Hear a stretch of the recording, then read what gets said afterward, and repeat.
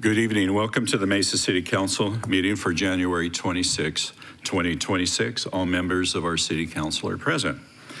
As we usually do, we're going to begin the meeting with an invocation by Reverend Mindy Tucker from the Unity of Mesa, followed by the Pledge of Allegiance. The Pledge of Allegiance will be led by U.S. Army Lieutenant George Papa, who served as the Alpha Company platoon leader of the Americal Division in South Vietnam. So with that, would you please stand for our invocation? Sweet Spirit, we come together with humility and grace, holding the highest and best for our beloved city, knowing that with wisdom in our minds and love in our hearts, that we are guided to serve and protect our beloved families, our elders, our youngers, our in-betweens, so that everyone can receive what they need and deserve with dignity, with great gratitude for attention to safety and respect. We say thank you, God, and amen. Amen. Will you please remain standing and follow me as we salute the flag and face the flag, please. I pledge allegiance to the flag of the United States of America and to the republic for which it stands, one nation, under God, indivisible, with liberty and justice for all. Thank you. You may be seated. Thank you, Reverend Tucker and Lieutenant Papa. Thank you. You're excused. Item 1 is the consent agenda. Mr. Christopher, you'd like to come forward and read the consent agenda, and then I'll ask Ms. Mosley if we got everything off the consent. Go ahead, sir. Good evening, Mayor and Council members. These are the items on the consent agenda. All items listed with an asterisk will be considered as a group by the City Council and will be enacted with one motion. There will be no separate discussion unless a council member or citizen requests, in which event the item will be removed from the consent agenda and considered as a separate item. Item 2, approval of minutes of previous meetings is written. Item 3A, act on liquor license application for Udon Shin, 138 South Dobson Road. Item 3B, act on liquor license application for University Market, 1931 West University Drive. Item 4A has been removed from the consent agenda. Item 4B, approving one-year term contract with 4 one-year renewal options for bronze water service valves, fittings, and hydrants for the Materials and Supply Warehouse for the Water Resources Department. Item 5A has been removed from the consent agenda. Item 5B, approving resolution authorizing the sale of certain city-owned real property located at 159 North Phyllis and to enter into a purchase and sale agreement for sale of the property. Item 5C has been removed from the consent agenda. Item 5D has been removed from the consent agenda. Item 6A, act on introduction of ordinance of zoning case 25-256 for property located east of the northeast corner of Southern Avenue and Signal Butte Road.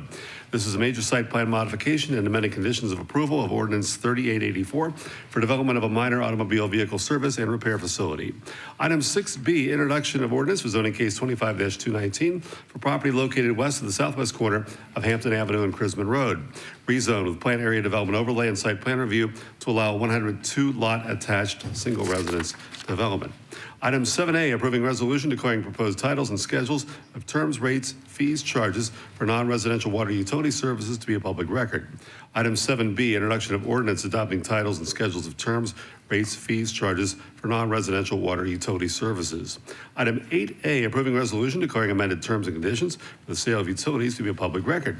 Item 8B, introduction of ordinance proposing and adopting amended terms and conditions for sale of utilities. Item 9A, approving ordinance proposing amendments to Chapter 1 of Title 1 and Chapters 66 and 67 of Title 11 of the Mesa City Code pertaining to the organization and duties of the Planning and Zoning Board and Design Review Board. Item 9B, approving ordinance for zoning case 25-397 for property located at the northeast corner of University Drive and 80th Street. Site plan modification and amending conditions of approval of ordinance number 2354 to allow for an office development. Item 9C, approving ordinance for annexation case 25-889 to de-annex public right-of-way located at the intersection of Brown Road and Crisman, subject to approval by the Maricopa County Board of Supervisors. This de-annexation is to accommodate Maricopa County's right-of-way requirements. Item 10A, approving ordinance for zoning case 24-525 for property located at 8839 East Main Street, rezoned with new plan area development overlay, a site plan review, and council use permit to allow for a boat and RV storage facility. And item 10B, approving resolution to enter into an amended and restated development agreement to facilitate development of a boat and RV storage facility related to zoning case 24-525 on property located on the southwest corner of Main Street and the Loop 202 Red Mountain Freeway. Mayor and council members, these are the items on the consent agenda. Thank you, Mr. Christopher. Ms. Mosley, was everything requested off the consent? Yes, Mayor, that was all of the requests. Okay, great. All right, we'll have a motion for that. Thank you, Ms. Heredia. Second by Mr. Summers. Please cast your vote.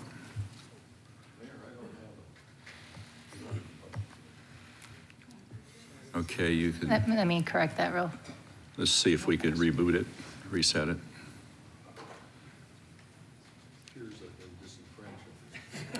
No, it affected all of us.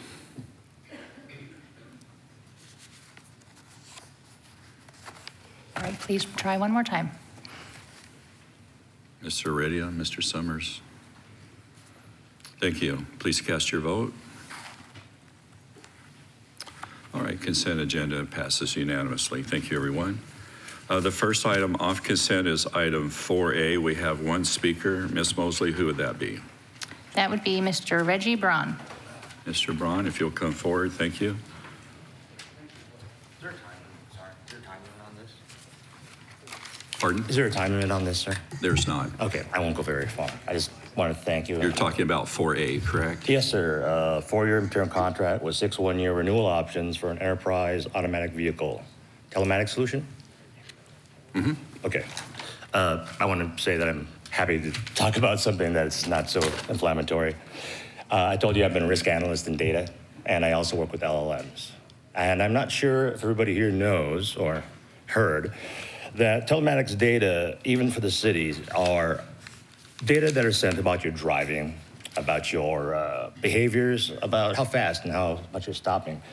Now, the efficiencies that they're saying here, they kind of appeal to everyone about AI. AI is going to make things easier, lower cost, all the kinds of things that kind of appeal to sloth and greed, because AI, as I know of it doing it, is being pushed by people in power who would just benefit from it, and it takes away our data and information.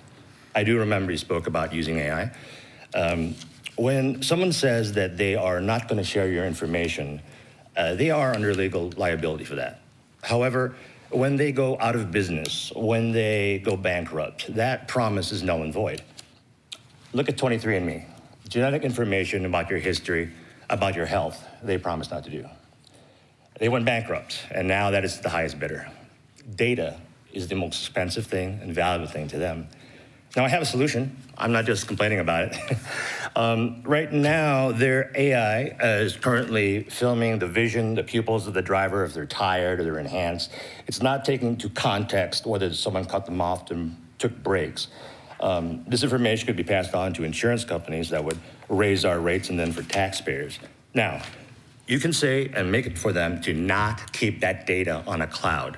Keep that data locally on a server. All of our data belongs to us. Do not give it up freely. Does anybody here have a 2021 vehicle or newer? ADAS federal requirement requires manufacturers to include records of your telematics. That telematics data is sent via convenience of your remote start, your GPS, and even if you don't, your ODB auto mechanic loads it to manufacturers. There have been denials of warranty claims, and we suspect that it'll be going to insurance eventually. They would deny you your claim or raise your rates if you took so many stops and breaks, or the context that people were cutting you off, that possibly there was a distraction. This is a risk, and this is part of what I'm hoping to take to you in the future, is that this kind of research for which I get paid for, I want to share with you to make good decisions. Data is important. We're giving it away. So please, this is a solution. You guys have a great open data. You have a good team, I know. keep our information safe on our own servers. In the future, do not give away people who are saying that AI is going to help your business, because anyone who promises you something and says it's free is selling you something, normally to influence your behavior. I have actual proof. If you want to get on your phone right now and go to Instacart and all buy the same thing here, folks, you will get different prices. There is a proposal, because it doesn't affect just poor people, a proposal to get consumers to spend as much as they can. It doesn't matter if you make $30,000 a year or $1 million a year. Reggie, let's stay on the topic of Oh, yeah, automated this is vehicle data. I mean, this is location. the kind of telematics data they'll serve. It's just data. If you look at a friend who died in San Diego, their obituary, and you don't clear your cache, your next search for an airline ticket will be higher than average. Thank you. All right, thank you, Reggie. Any questions from council? Okay, Vice Mayor, you're too close, I couldn't see you. Thank you. To City Manager, I don't know, maybe IT's out here. This is automatic vehicle locators, correct? Because we've had this conversation about data sharing. His information is relevant to like EMS data and some of our policing data, but this is just location of vehicles. City-owned vehicles. City-owned These vehicles. are only city fleet vehicles. So city fleet vehicle, police fire being the easiest example, who's the closest to the fire, who's the closest to the crime, and that's the one that gets dispatched. Yeah, okay. And we It's a have little our different. CIO here, Reggie, so if you want to talk to Mr. Khan afterwards and get some more information gathering, you can. If I may, LB Well- Technologies uses AI to gather all sorts of data, including cameras for drivers. Okay. It's not their business. Thank you. Scott, go ahead. Good sir. evening, Mr. Mayor, Vice Mayor, Council. Scott Kahn, CIO and IT Director for City of Mesa. This particular item 4A is part of what we call the Application Rationalization Initiative. It is one piece where we have identified duplication of products and applications that perform the same functions. And we're in the process of combining those from multiple applications down to a single app. In this particular case, it's an automatic vehicle locator. We have 6 different AVL systems currently in play in the city today. This will take all 6 down to a single vendor. This will allow us to manage the vendor better, get a better price point. It will be less expensive than what we currently pay the 6 vendors in total. And it allows us to absolutely see where all of the city's vehicles are on a single map, instead of having to build multiple screens and watch them independent of each other. So this combines, becomes more efficient, becomes less expensive for the city, and is only one of many other products to come that we will be combining down to a more reasonable amount that saves the city money. Thank you, Scott. All right, that's a great detailed. I'll entertain a motion to approve item 4A. Is there a motion to that effect? No, but there's a timer. No. We got 3 minutes to make the motion. I did not start the timer. All right, thank you, Mr. Summers. Thank you, Ms. Goforth. Please cast your vote. All right, that passes unanimously. The next one is item 5A. Ms. Mosley, who do we have speaking on item 5A? We have Reggie Braun again. You had answered his question that we weren't timing him on the first one. Is that correct? Correct. Okay. Yeah, I didn't- Excuse me, Mayor, these are supposed to be timed. They're supposed to be timed, They adhere to the okay. 3-minute rule as well. Reggie, you have 3 minutes. This is 5A. Is this about the, which one is this again, please? 5A. Which one is this one again, please? Yes, it's 5A. Which one is it? Oh, construction, nuisance, and damage, SMS notification of residents. No, that's not. 5A is a communication license agreement with Crown Castle LLC. No, I'm sorry. That wasn't it. That wasn't the one I signed up for. Okay. Yeah, thank you. All right, thank you. So I'll need a motion to approve item 5A.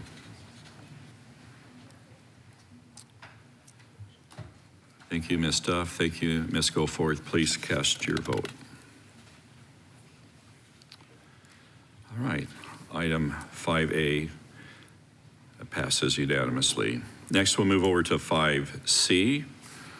Approving and authorize city manager to enter into an intergovernmental agreement with the Regional Public Transportation for fixed route paratransit and ride choice services. Public Transportation Funds, Proposition 400-479 funds. So with that, item 5C is off. Who would like to start? Who's our speaker on that, Ms. Mosley? We have Mr. David Winstanley. Mr. Winstanley.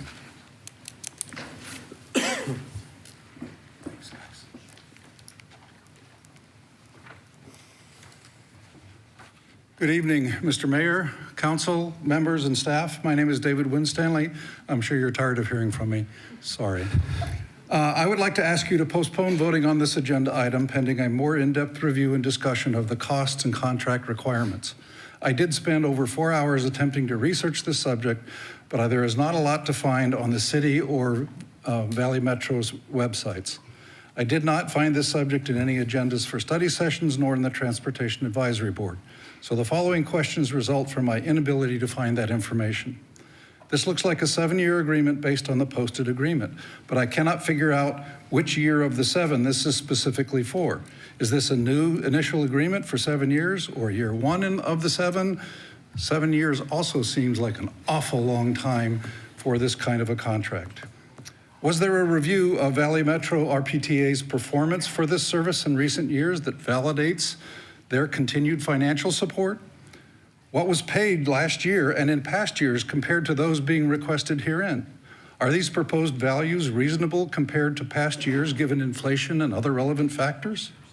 Perhaps most important, how does the proposed $4.997 million compare to what is in the city budget for the subject? I could not find the relationship between what's being asked here and what's in the budget. What's expected for next year? I understand that 80% of the expenditures documented in this agreement are paid for by the half-cent countywide sales tax approved in Prop 479. But that means you as council are the stewards of our tax dollars. You're deciding how that money is spent, and it is all of our tax dollars. Are these dollars being spent wisely? My look at Schedules A and B suggests not. Those schedules say that for the county-funded bus routes, the fares collected average about 5% of the total net cost of operation. That does not seem like a reasonable nor a rational value. Based on data from the city website, albeit the most recent data is for 2024 and somewhat incomplete, it nonetheless shows that the downtown buzz, the city pays $16 for each time a rider gets on the bus. For Fiesta Buzz, it's $12. For Route 128, it's $17. For Route 120, it's $14. This does not seem like a good value to me. Perhaps it is time to challenge Valley Metro and RPTA. Are they using 50 passenger buses to ferry 5 people? Are there new technologies like Zoox in Las Vegas that can meet the need at a much lower cost? Please ask them, please challenge them.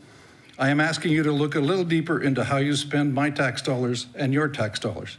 Thank you for letting me speak. Thank you, Mr. Winstanley. Mr. Butler, I know we have Jody here. I mean, we have 2 similar items Mayor, between the light rail and this. Yeah, absolutely. In all due respect to Mr. Winstanley, there is a plethora of information, not just that the city over the years, how it has allocated its funding between RPTA and the city of Mesa on these routes, but also it goes through an extensive public process at RPTA where the regional body there, of which Mr. Heredia sits as our representative on the board, votes on all of the performance and performance measures, reexamines the routes, working with the local municipalities. Vice Mayor Summers could speak from his experience serving on the RPTA board in the past, but this is an exhaustive process that happens annually. So, and Jody can speak to the particulars of this year's particular contract, but this is an annual process that we do.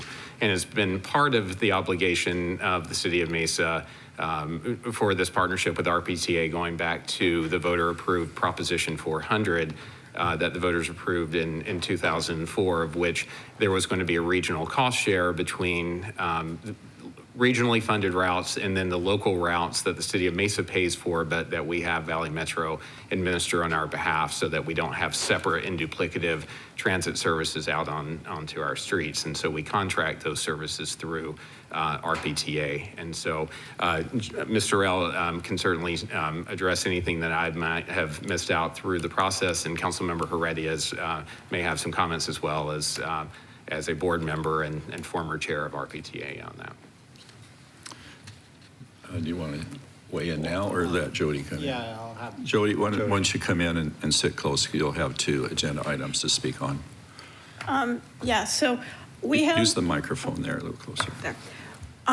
We enter into an agreement every 7 years with Valley Metro to provide this transit service. And 7 years is a number we all, as a region, decided on because things change. We need to be flexible. We need to adjust, and we can amend.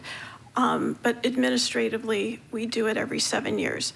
Over the past 20 years through Proposition 400, we have Proposition 400 identified routes that would be eligible for regional funding. And Prop 400, I had a very specific, the very first criteria to be eligible for regional funding was that you needed to serve more than one jurisdiction. So you had to routes had to go from Mesa to Gilbert to Tempe or to Chandler in order to be eligible. Over the last 20 years, we have moved every route that is regionally eligible for funding over to be funded by Prop 400 and take that burden off the general fund that was in there, and in some cases added new routes. So the roughly $5 million that's in the agreement represents funding for 4 routes that do not meet the regional criteria that we continue to fund. I think one of the questions was asked, the funding for this route, is it similar to last year's? I know every year we It's very budget close, X amount of and you have dollars. to, I'm working in fiscal year 26, 27, and trying to remember back to 25 numbers. It's very close to the same number that we approved last year. It might be a couple $100,000 more. Okay, all right. Is there any questions from council? I have a question, thank you. Yeah, Ms. Taylor. Mr. Winstanley asked, what year are we on right now out of the 7? Would be the first year of the 7. Okay. And then in terms of the research that he was doing, he said he was struggling to find this data that should be so readily available. Can you tell us where a resident, including myself, where we Most can of find the it? data, I believe, and I'll have to go back and check, our website should link, the transit website should link back to the Valley Metro site for ridership data because that is the repository of the data for the region. That's correct, but there's no cost data there. Thank you, Mr. Winstanley. Any other questions, Ms. Taylor? Is there no cost data available if people do want to look at that? I feel like Scott has something to say. Now, there's a lot of information out there, and we're glad to work with Mr. Winstanley to show him where that information is and the extensive documentation that, literally hundreds of pages of documentation that RPTA board approves, of which Mesa, represented by Councilmember Heredia, votes on each year, that has all of that information, just like the city's budget documents that reflects all of those various routes and the various funding and the different costs associated with those, broken down, Jody, by route. We break it down by routes, yes. Yeah, so we're glad to work with Mr. Winstanley to make sure he's aware of that information. Yeah, one of the things that, just to kind of add, is years ago, Mesa did operate our own transit service, and we transitioned to have Valley Metro operate that because it was more efficient and more effective. 11 years ago, Tempe made that same transition. They previously operated their own contract under their own garage and transitioned to Valley Metro. And all of that gives the region more economies of scale to be more competitive when bidding these contracts out. So are you saying that it's technically less expensive for us because we've spread the burden thinner by using Valley Metro, and they are basically scooping up other municipalities? It's more efficient cost-wise, yes, because you're spreading the, whenever you set up your own contract, you have your own overhead, your own staffing, you're duplicating staffing and resources. So now it's one source that's spread over, in our particular situation, it's an East Valley contract. So it's spread over Scottsdale, Tempe, Mesa, Chandler, and Gilbert. And this is just specific to the bus services, is that correct? It's the bus Okay. and the Paratransit. paratransit and the ride choice services. Can you explain for the general public paratransit and ride choice, just for those of them who may not be familiar with that? Sure. Paratransit is a service we have to provide. It's provided for within 3/4 miles of a bus stop or light rail station. Because it's the federal government requires that, it's much more regulatory in nature, so you have to be ADA certified. Let me back up. It's for our residents who are 65 and over and disabled who are ADA certified. And so you have to book it a day in advance. You have to, there's challenges for cancellation. The fare can be no more than 2 times the base fare for your bus. So for us, in our region, the base fare for bus is $2. So the most we can charge for paratransit is $4. As an East Valley region, and specifically Mesa, we have, in my 20 years here, we have always offered alternatives to that service because paratransit is a very costly service. So we've offered alternatives that are more cost-effective to us. And Ride Choice is that more commercial option. It doesn't have if you want to go right now and you're ADA certified, you can call the number and book a Lyft, book an Uber, book the transit option you want. That service, we charge $3 as a way to maybe make it more incentivized to go out and use Ride Choice over paratransit trips. Thank you. So when you say we charge, Mesa charges? The region. The region is charging that, okay. Yeah, those fares are set by the region. So so Mesa doesn't charge one fare for Ride Choice and Chandler charge another fare. Right, It's they're consistent. standardized. Right. Okay, and then so the $4,997,487, that is for 4 routes that do Correct. not meet the criteria that the $34 million would have essentially Correct. covered. Is that They correct? operate solely within the Mesa boundary, so they're not eligible Okay. for regional funding. Got it. So we are in charge of our own internal Right. operations. I see. Mr. Winstanley, does that help you at all, or do you have any additional questions that you would like Jody and I to answer for you? I'd like to have a chance to find the RPTA, sorry, I can't remember the RPTA data and look at it rather than to waste your time here. Okay, all right. Well, and Mayor, we'll definitely get with Mr. Winstanley and get him that information. And just to clarify too, even though this transit operating agreement is a 7-year agreement because of the time that it takes to stand up an operator, the funding that's allocated is done annually. That's based on the budget discussion that RPTA has and that the city of Mesa has that we allocate those funds for. So you'll see this as an annual item, just as you have for at least the 22 years that I've been here, that this will come back once a year where we approve the budget for that next year after consultation with RPTA. So just wanted to clarify that point. Okay. I had one more question. Does the 4 routes, are these just bus routes, or are these also including the paratransit or the ride? Those are just bus routes. There's 2 bus Specific. routes and 2 circulators. Okay, great. Thank you. I appreciate that. Mr. Adams. Thank you, Mayor. Mr. Butler, I'd like to ask you a hypothetical question in this matter. Can you describe what the effect of a no vote, of a majority no vote by this council on this matter would be? Can you kind of paint me a picture of what that looks like? Sure. In terms of obligations the city has entered, other effects? Sure. This is the city's agreement with Valley Metro to operate those routes that we've established within the city of Mesa. So a no vote would terminate that agreement with Valley Metro and would cease the operations of those bus routes. Jody could speak to more specificity, but as you see, when one of every 8 of these dollars is drawn down from Prop 400 dollars or regional dollars out of that, it would forego the regional funding coming into the city of Mesa and would stop the operations of all the bus routes and paratransit in the city of Mesa. All routes, not All just the routes. 4. Correct. It all routes. goes away. It all goes away. Thank you. And I would add also, paratransit and ride choice, a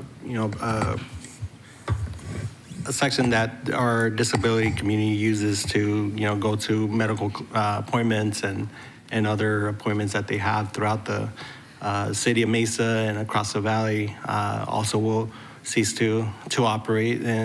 And one thing to remember, bus ridership is, tens of thousands of people every month use buses here in the city of Mesa.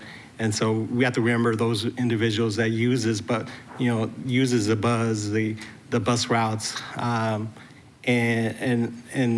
those people that are going to in creating economic activity, going shopping, going to visit family, and those kinds of things. So it has a great effect in our community. I think we will always be car dominant here in the valley because how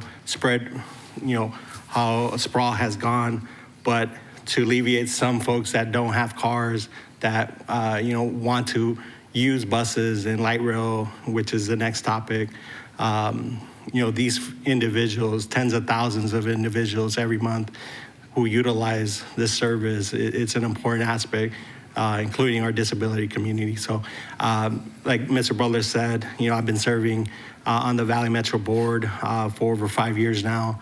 And it's every year, along with the other cities that have light rail and bus services across the valley, it's a 19-member board that we have monthly meetings that we go and look at these numbers and ask these questions because like everything, it has costs associated, right?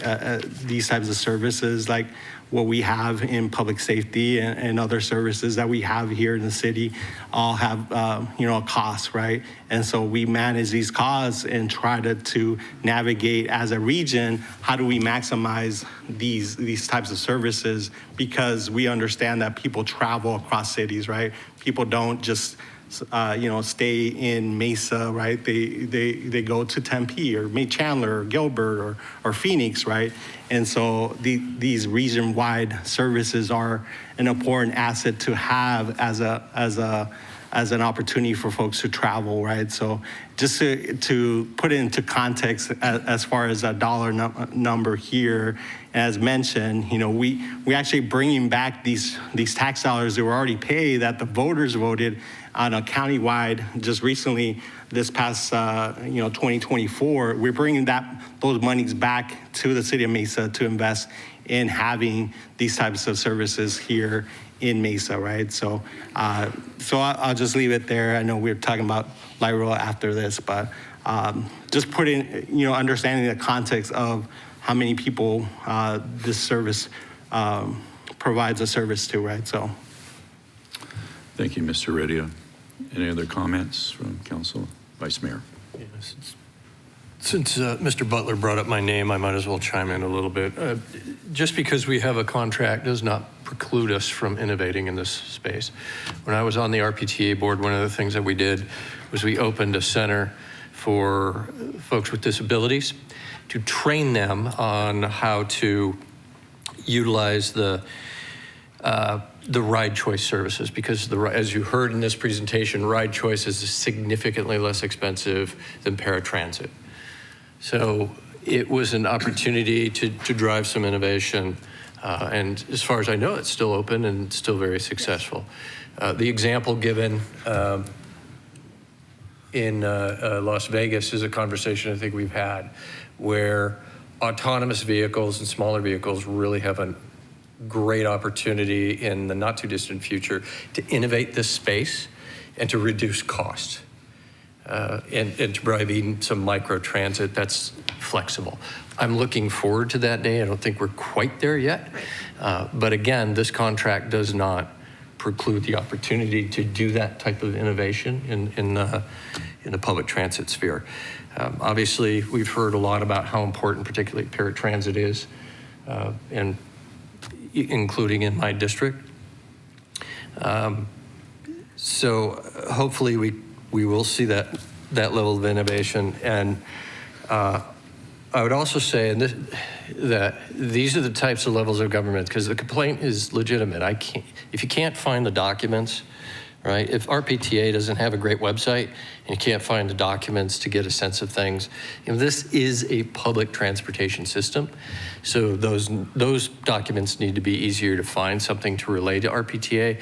But also RPTA meetings are public meetings, correct? Correct. So they are open to the public. They are scheduled just like a city council meeting. And I would encourage people, when it comes to meetings like RPTA or any other public agency that impacts this city, is to look at their agenda, go to those meetings if you can. They're all the way in downtown Phoenix. That's quite a ways for Mr. Winstanley and myself to drive. Or you can take the light rail. Or if I took the light rail, it'd take forever. That's my kick on that. But they are accessible meetings, and not every meeting you have to go to on that, but there are some key meetings that folks would attend, and maybe they can carpool with you, Mr. Peredia, to go, because I think that is really important. So that's just kind of my statements on that. Mr. Reddy, you had one more. Yeah, just to make a point on the innovation, Valley Metro has partnered with, and Jody, maybe you can elaborate on this, last mile items like with Waymo providing last mile on light rail, or the ending trips of their bus routes, things like that, over the last several years. And so it's hit or miss depending on the area, but I think that's something that has been top of mind for all the cities, and how this innovation is going to be part of the transportation systems that we use in the future, right? Including, buses and light rail and cars. And so, but I don't know if you want to talk a little bit more on some other, or some of that innovation there. Valley Metro did have a contract with Waymo to provide service for ride choice. It was a very limited area, primarily Chandler and very south parts of Mesa, when it was first starting out and stuff. And they've tried to do other pilots in different things, but like everything, it just sometimes becomes cost prohibitive at that time. And so they keep coming up and trying different things to make things more innovative and more responsive to the customer needs. Thank you, Jody. Ms. Goforth and Mr. Adams. Yeah, I just want to say thank you, Mr. Winstanley, for your questions. I think they're reasonable and certainly justified. Are we getting what we pay for? And I do encourage you to look into some of that RPTA public process that Vice Mayor Summers mentioned, and then and I hope also that Scott and Jody can get with you and get some of the other information that you're asking for. So thank you for your questions. Appreciate it. Mr. Adams. Thank you, Mayor. I think this has brought to light a couple of important issues. I think Mr. Winstanley's questions are entirely germane to the issue, and what I would like to see the next time this particular matter comes to us for funding, we now know what some of those questions are. I think they're legitimate, and maybe we could have a little more depth in the staff report about that.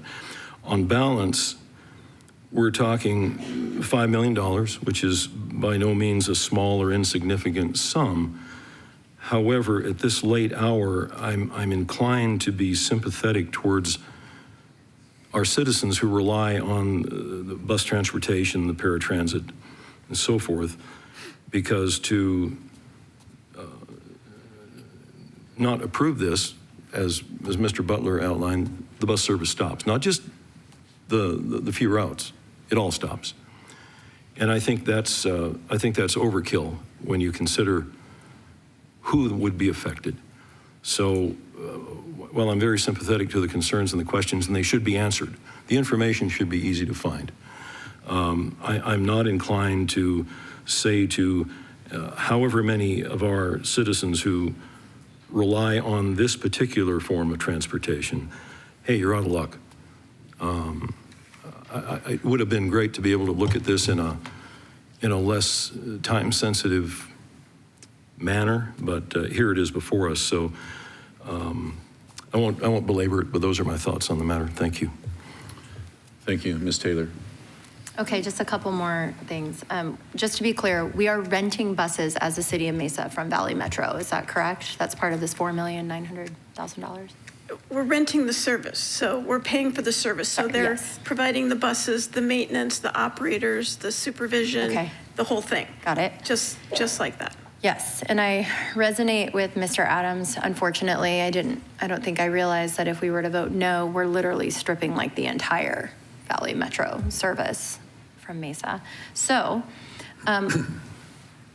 on the data that is provided to us for the overall cost of this operation, is that information that Mr. Winstanley or any other resident could find that is specific to just those 4 routes that Mesa is paying for? Can we see that breakdown?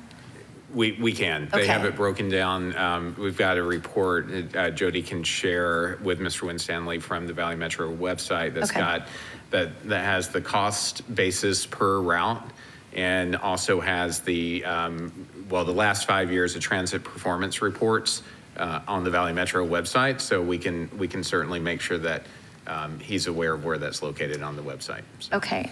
And sorry, I don't mean to rush you. I don't want to belabor it too much either. A couple other things. One, is this something that in the future we could look at maybe a cost analysis of we're using Valley Metro services, we're helping spread that cost thin for other municipalities, but in the future we look at what would the cost be for Mesa to service just those 4 routes internally? I don't know if it would exceed the 5 million. Do we need just those 4 routes? Do we have everything else covered? How many people are riding those buses? What do those analytics look like? In the contract, 7 years feels very long. It kind of binds us as a council. I know, I'm sorry, I'm slamming you with a couple questions in, Jody, but is it possible we have like 2 to 3 year contracts? If I can just add, 7 years is a lengthy time, but within the contract, there's a 90-day, I forget if it's 90 or 60 day, where you can get out by giving Valley Metro written notice. I want to be clear, the hiccup to that is whenever you make significant changes of more than 10% to a bus route, it has to go through a Title VI evaluation. So we would have to I would recommend doing that Title VI evaluation to see what the implications for Mesa are, because sometimes the accommodations for that Title VI analysis, it's more cost effective just to keep the bus. Got it. So I can put what that might look like, but there is a clause in there, a termination clause that gives us, it's either 60 or 90 days. I believe it's 60 days. Okay, thank you. Yeah, and I don't want to strip the bus system away. I have people that I am very close to that use our bus system. So I, by all means, I'm not trying to say, oh, we should just remove public bus systems. I am inclined to agree with Mr. Adams for the sake of this and us not asking questions earlier on, and that this is important for us to. There is one other thing Mr. Winstanley just brought up. There is a mutual aid clause attachment in there. It's the very last one. And what that does is that allows, if something happens and we can't fuel our vehicles, we can go to the Greenfield facility and fuel them at Valley Metro. Likewise, if something happens at Valley Metro, they can bring their vehicles here. And that was in the last agreement, and it came in very handy in September when solid waste was unable to fuel their vehicles.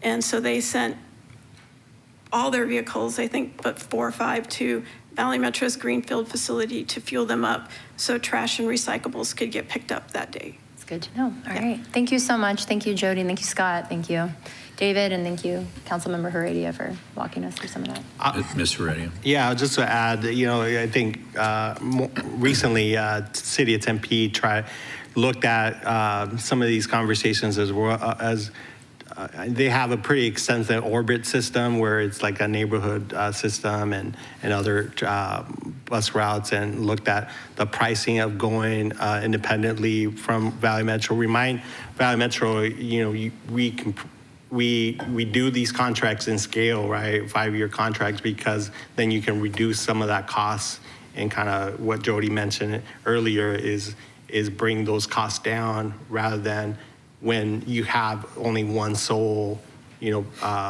one sole client, they usually have a lot more pricing to that because of the costs that it entails to operate these systems, right? So, and from what I understood, Tempe decided not to go on their own because the cost was significant, like millions of dollars more than what Valley Metro was charging the city of Tempe. So it's just a case scenario just recently what happened.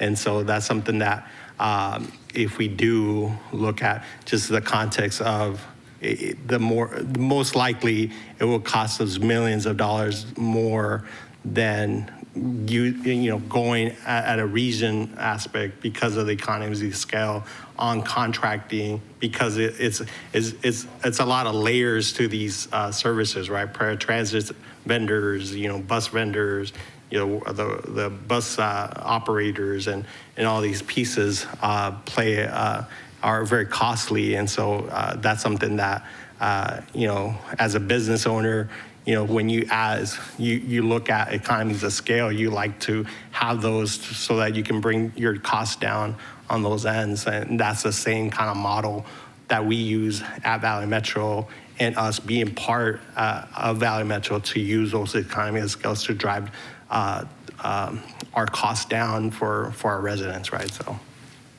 but. Thank you, Jody.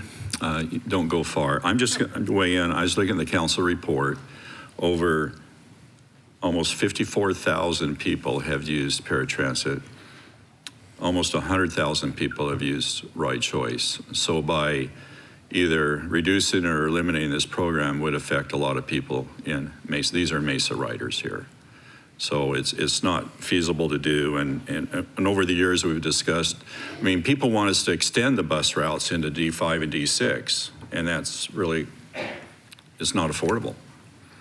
So I think we have a good thing happening now today. We're always looking at ways we can save money. And these are one of the things that we have to, and I'll use the word subsidize this program to make it efficient for those who cannot afford to drive and meet their needs. With that, council, if there's nothing else, I'll entertain a motion to approve item 5C.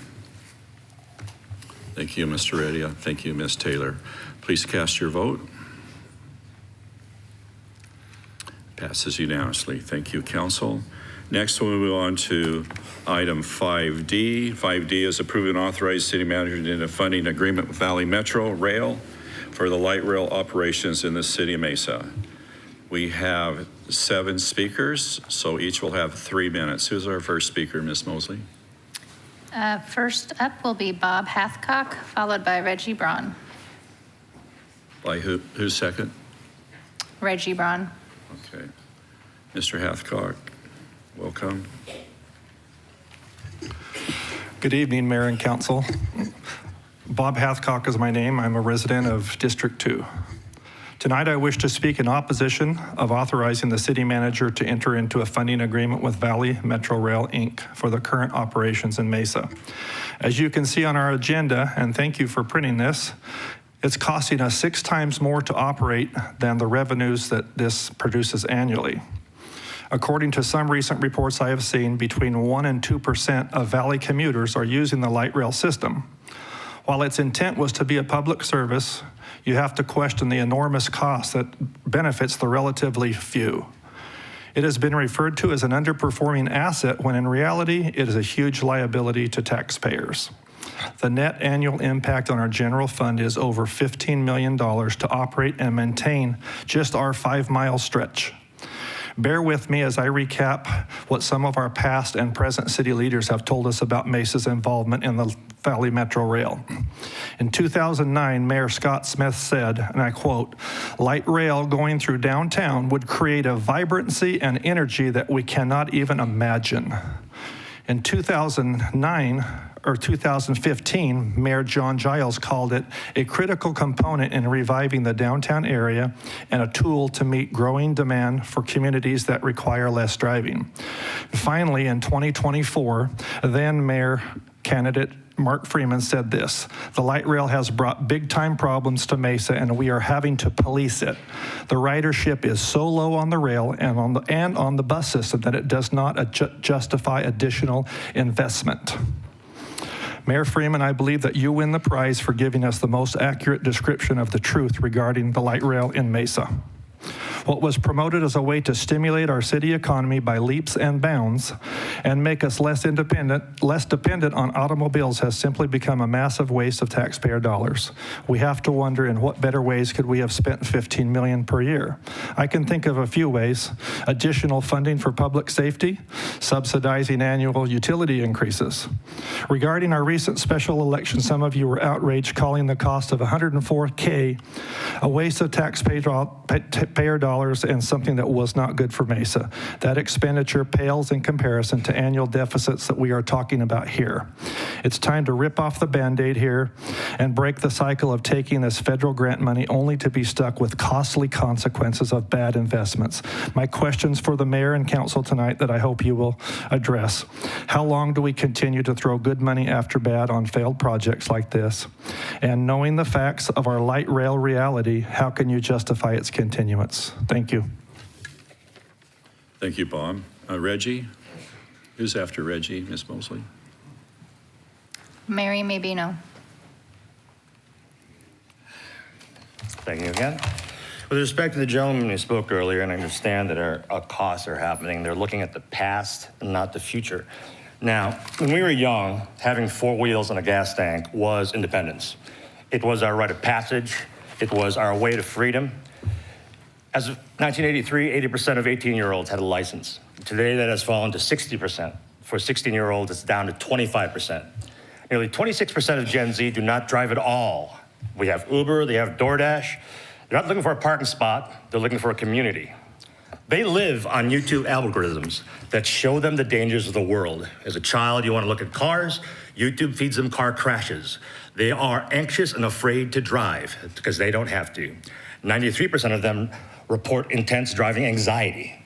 If in the future you want their tax dollars to help us, older and younger generations, we have to provide a way to live that doesn't require a steering wheel. This isn't just social science, it's a GDP engine. The Valley Metro Light has a 5-to-1 return on investment. That means every dollar we put in generates $5 in regional growth. Now, you may say nearsightedly that this is costing us this. I'm fine with raising insurance that'll give us a growth in the future. That's how you invest. The rail alone has driven over $689 million in private investment. This is revenue that funds our police, our parks, and our schools. Revenue generated because we give people a way to reach our core without a car. Look at our downtown. Real estate developers are spending millions to emulate a small town feel, what I call shopping industria. There are places where stores, entertainment, and high-density residential units are all woven together. People call the 20-minute city a new idea, but it's called living in the past, returning to walkable, vibrant Mesa we had before. Now, I had a birthday this last weekend, and I invited friends from all over the valley. They were surprised and amazed at what we had. Arizona distillers, speakeasies, places that they never even heard of.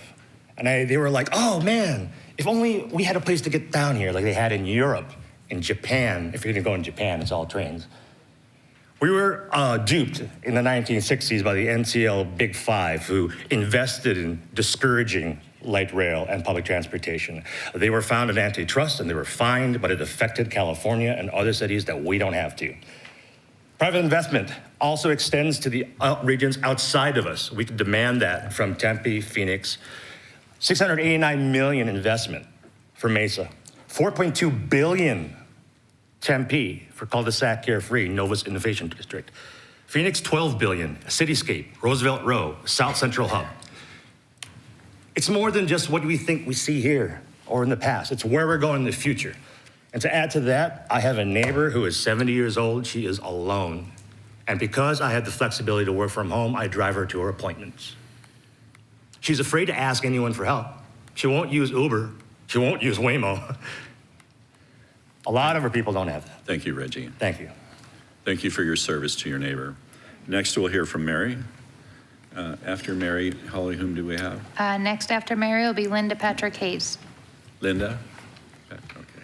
Mayor and council members, good evening. I'm Mary Mabino, LD10PC, Brown and Recker. The light rail in general is running into opposition. The Valley Light Rail expansion plan to the state capitol and into West Phoenix has been stopped. 1 month ago, the Phoenix City Council Transportation Subcommittee decided to not endorse the plan. The Arizona State Legislature does not want the light rail near the Capitol. The Diamondbacks also have expressed concern over light rail expansion on Jefferson Street. The other two options for its expansion are now dead in the water because surrounding Phoenix residents oppose it. Why all this opposition? Besides the confusion and street-destroying aspects, light rail costs multi-millions to expand and cost multi-millions to maintain and operate.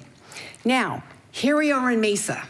Since 2008, the city has poured millions into this mode of transportation, without which it cannot be sustained otherwise. The light rail operation and maintenance costs for Mesa, Phoenix, and Tempe equal $108 million. Mesa's share is $18 million.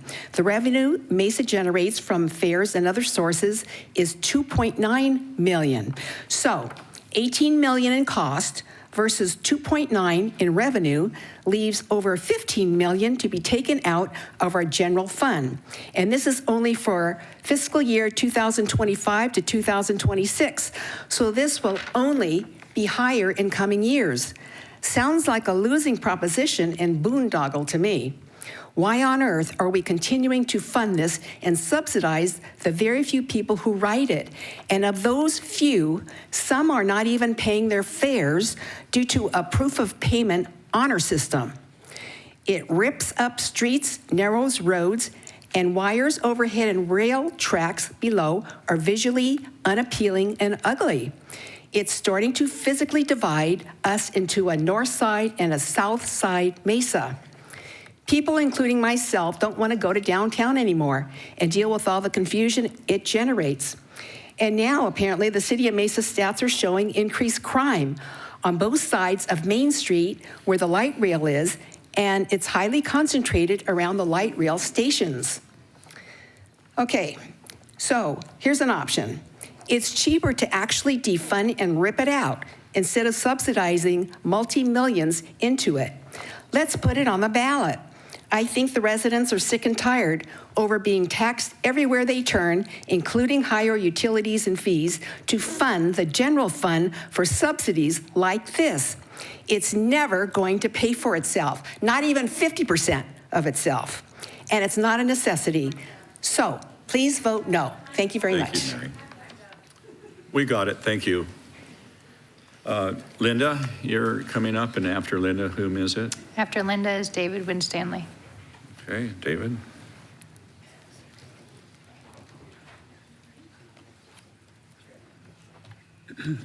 Excuse me. Linda, there's a lot of people watching the 3 minutes, so. Okay, Linda Patrick. Big. Oh, yeah, you've heard about me.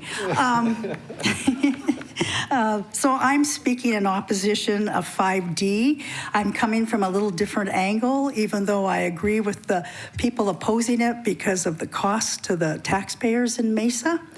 But I feel very strongly that the light rail is a big part of your 2050 plan, along with items like 15-minute cities and road diets. I'm against that plan. I know that you will argue that the people voted for it, but do you think you were really transparent with the people? Did you tell them it could cost them millions and millions of dollars a year down the road a little ways? Probably not. But anyhow, here is my commentary. I spent the month of October 1986 in the Soviet Union. At that time, Moscow had a population of 11 million people. We never saw one private home. 28 years later, I moved to Mesa, Arizona. 4 or 5 years after that, I was with a group and I heard the term 15-minute cities. I said, I've seen those. Everyone asked me where. I said 1986 in the Soviet Union. I was really intrigued with what I had seen in the Soviet Union. So one day in Red Square, I decided to go into Gums to see if I could find information about it. Actually, I found it in the bookshop, and they had a few copies in English, and so I bought one.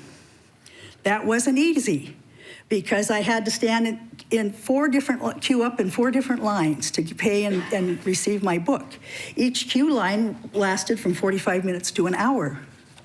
I don't want to live like that, and I don't want my children and my grandchildren to live in that.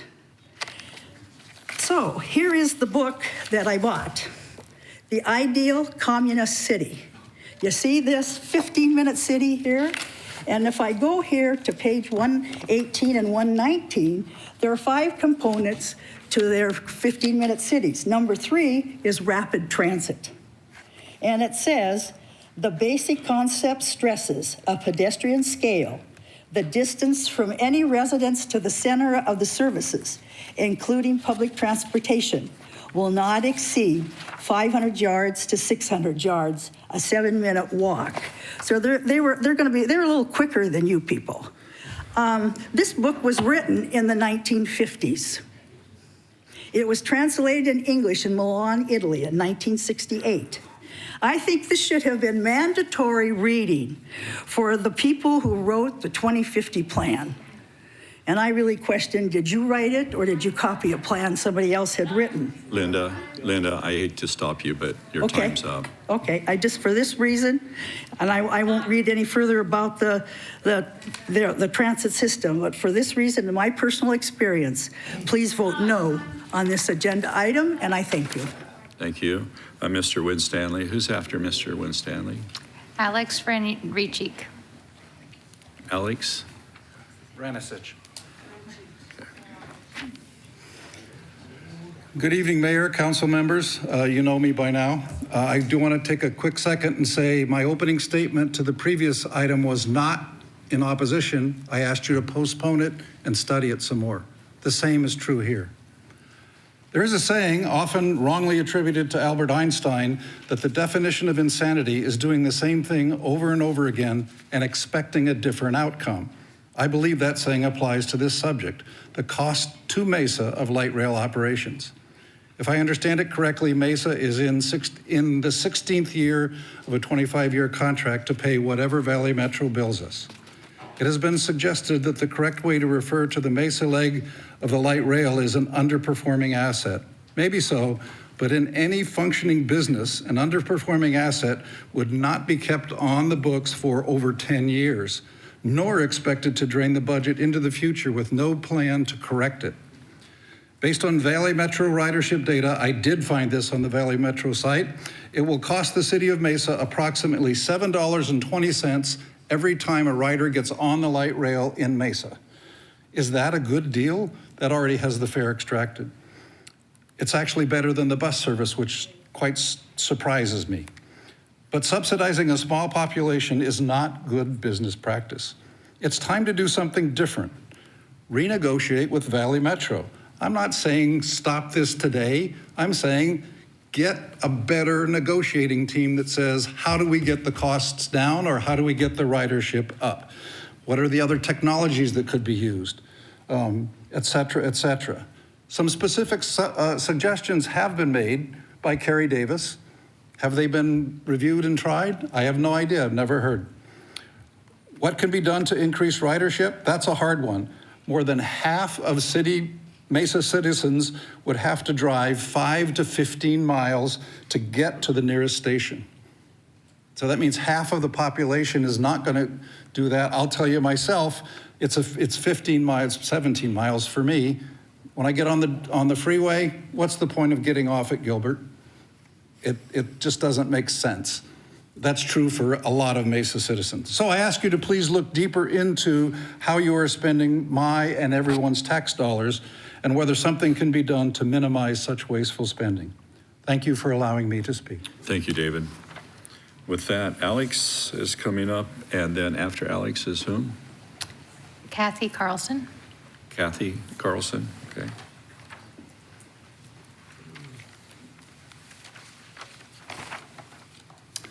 Thank you, Mayor and council members. As a Mesa resident, I rode the light rail recently. Got my ticket right here as proof. And I have to say, I saw very low ridership, no fair enforcement, and an honor system that clearly is being abused. In addition, data from doorproof.com shows higher crime along both sides of Main Street where it runs, affecting neighborhoods. While voters approved the light rail, this council still has the authority and responsibility to decide on funding levels as you're going to vote on this evening for $15 million. Our city faces general fund shortfalls, which force utility rate increases to make those transfer funds. The light rail drains taxpayer dollars. Mayor and council, if I just noticed this, there's a state statute that actually prohibits the use of our facilities for campaigning. It's also a violation of our ethics code. And so if you were to prevail in the election, you would also be subject to an ethics violation, not to mention a violation of a state statute. So I'd ask you not to take off your pins or to take off your hat, to just hide those while you're speaking. Sorry, I came here straight from walking and knocking. Is this working? Thank you, Alex. There we go. Is that better? Can you not see? It is.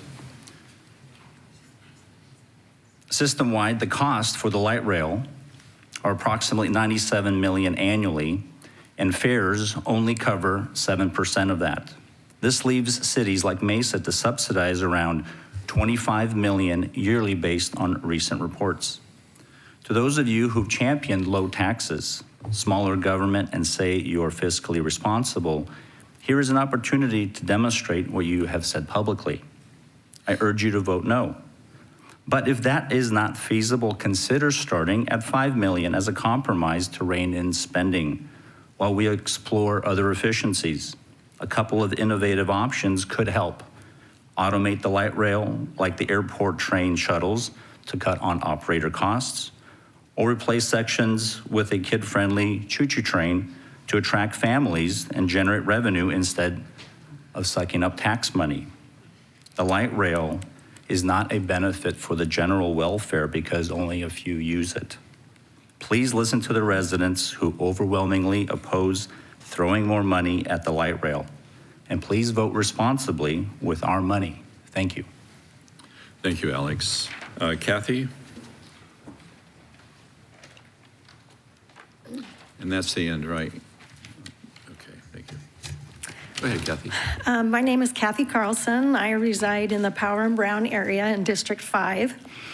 I'm a precinct captain in LD10 and represent those in my precinct where I have lived for 28 years. And we are against funding this light rail, as everybody else has said, and they've said it wonderfully, and I don't know a whole lot more I can say about it, but I personally have ridden the light rail. I had to ride it for 4 months straight. Well, I didn't have to, but I chose to. I rode it for 4 months straight, and I was alone. And I was serving on a grand jury in Phoenix, so it did drop me off at the courthouse. But my experience was not good, and I tried to find a place that was close to an exit with my backpack securely held in my hands, trying not to touch anything. The smells were awful, and there were obviously some very interesting people on the light rail that were kind of scary. I observed security guys coming in to check tickets occasionally, and I stress occasionally. We know that this whole honor system doesn't work at all. Anyway, I also have seen the police multiple times outside the light rail. We know it's not crime-free at all. And obviously the money, we're paying an ungodly amount for a boondoggle, and that's for 1 year. So why would we keep going with this? If anybody brought me a business plan like this, that would be the most ridiculous thing. Anybody would be laughed out of that. And as Mr. Heredia had said, we are car heavy in Mesa. Most people drive cars. They don't drive, the amount of people riding this are so low that why should it cost us, our taxpayers, your tax dollars too, why are we paying this ungodly amount for this when it doesn't benefit even the majority of Phoenix? It would definitely be in our best interest of Mesa in the long run to dismantle it. And Thank you, Ms. so- Carlson. Hey, everybody, we got this. Just stand down. I got it. Thank you, Kathy. With that completes our citizens talking about item 5D. Let's have council discussion on this. Officers, if you find somebody disruptive, you're allowed to remove that person from our meeting, okay? You got the order. All right, with that, Mr. Butler, do you want to weigh in first? Yeah, Mr. Mayor, if I could, I just want to level set again the conversation tonight, because I think it's really important for council to. Is your mic on? Yes, sir, it should be. For council to digest exactly what they're being asked to do tonight, which is to approve this year's operating agreement with Valley Metro Rail for rail and maintenance operations. The city is contractually obligated to approve this agreement by being a member of Valley Metro Rail, by choosing to be a member of Valley Metro Rail, and for choosing to have this service in our community. There are some questions that if folks want to talk prospectively, we could have that, but right now we're legally obligated to approve this agreement because we voted to enter into this arrangement with Valley Metro. So take a step back. This is no different, though, than regional arrangements that we enter into for all kinds of services. So think of a wastewater treatment facility that we operate that's multi-jurisdictional, that we rely on Gilbert and Queen Creek, and we go to them before we start operation and say, do you want to buy into this plant?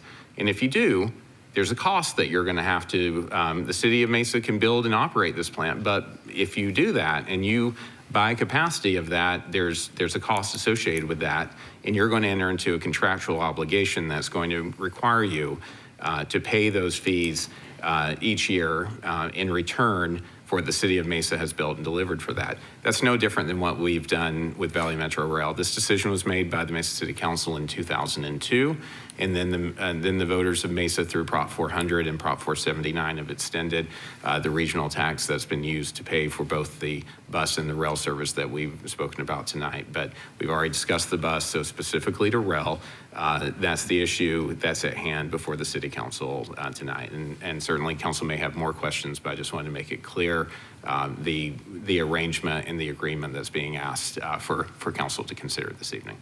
Is this an annual agreement, or is this?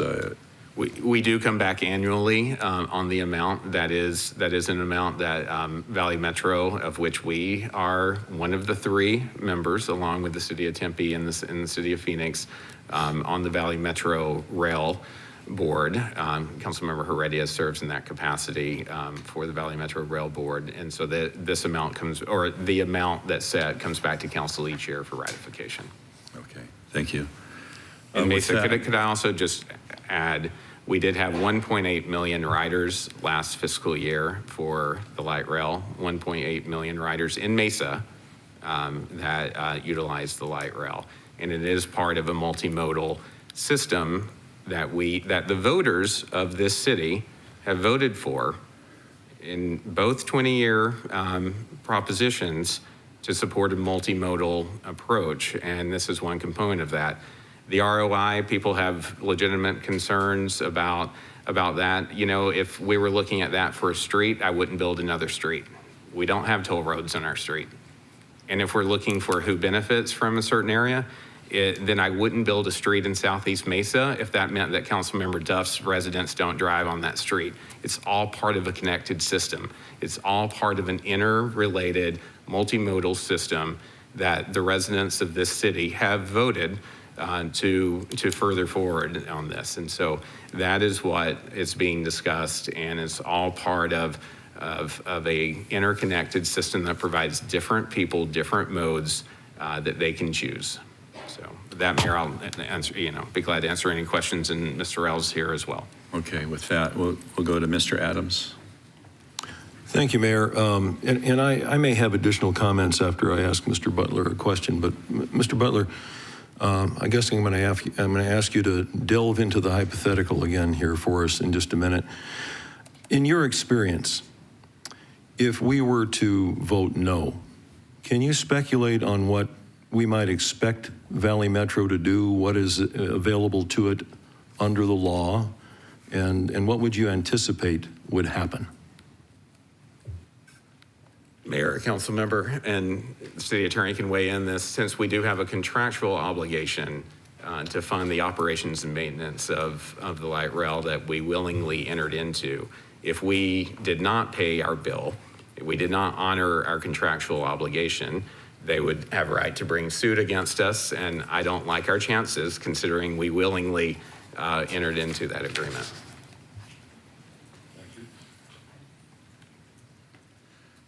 Anyone else? Ms. Taylor? I was just waiting for everyone because I do have some statements. Okay, go ahead. Okay. So this is to you, Mayor, and my colleagues, the other council members, and this is going to be a couple of minutes. So tonight's item asks us to approve a funding agreement for $18,043,000 in light rail operating maintenance and facility costs that are specific to fiscal year 2025-26, with about $2.93 million in offsetting revenues. This leaves us, as we've heard multiple times, $15.1 million to hit Mesa's general fund just this year. Here's the core issue that I have with this. This is not what Mesa residents consented to when the regional rail was sold to the public. Maricopa County voters approved a county transportation sales tax, Proposition 400, which funded a regional transportation plan. And Valley Metro itself explains that those county tax revenues are allocated through regional planning and a public transportation fund. But the annual operating obligation that we are voting on is different tonight. Under Arizona's statutory framework and Valley Metro's own funding explanations, light rail operations are borne locally. These are not magically covered by the same voter approval capital pipeline. We are being asked to take general fund dollars, which are very important to our taxpayers and our residents. These are dollars that are meant for public safety, parks and recreation, street maintenance, and other core services, water pipelines. And we are asking to subsidize a system that, by the numbers in this item, recovers a small fraction of its total cost. This is a fairness problem. You don't need to oppose transit to see it.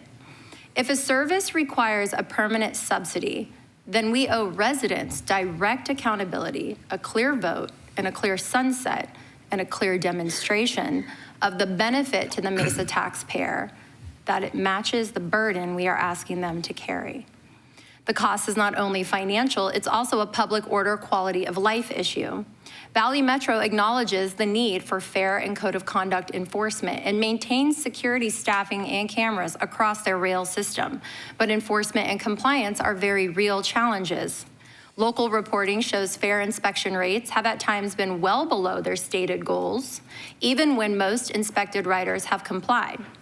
When inspections are infrequent, the system becomes easier to use as a free corridor, a free ride, which shifts the burden to paying residents and city services. The residents are paying for those people who like to hop on and off of the train at their own leisure.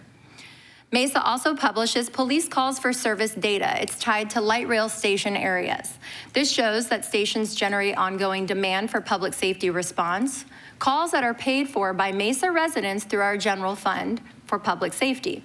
And Mesa's own homelessness dashboards emphasize that homelessness is a region-wide challenge, reoccurring coordinated responses, again, largely staffed and locally funded by our Mesa residents.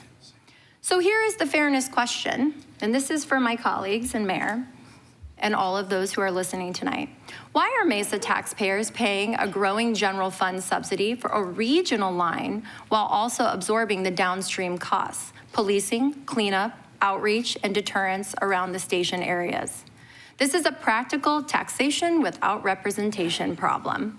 The benefits are distributed regionally, but the operating deficit and local impacts are concentrated here in Mesa.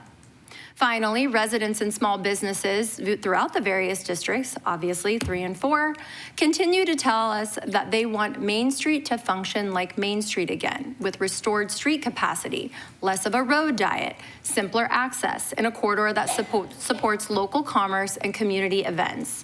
We couldn't have our Veterans Day parade down Main Street because Main Street was occupied by a light rail. Light rail and its station footprint permanently constrain how we use our current public right-of-way.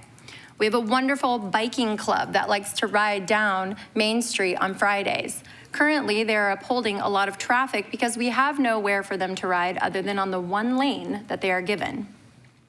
Additionally, in Districts 3 and 4, we continue to hear a consistent message that Main Street should function as a traditional corridor with larger street capacity for major events, simpler access, and business owners who would like to open up businesses where there is not a light rail impeding their future traffic. Light rail into downtown Mesa began in August of 2015. A decade later, this agreement is asking for a continuing escalating general fund commitment. If this system were to be self-sustaining, this trend would look quite different. Conservative governance means user benefit should track user payment, and local taxes should fund core local needs first and foremost. This agreement fails that test. Our city attorney recently advised us that the council should not bind future councils in ways that encumber their legislative authority.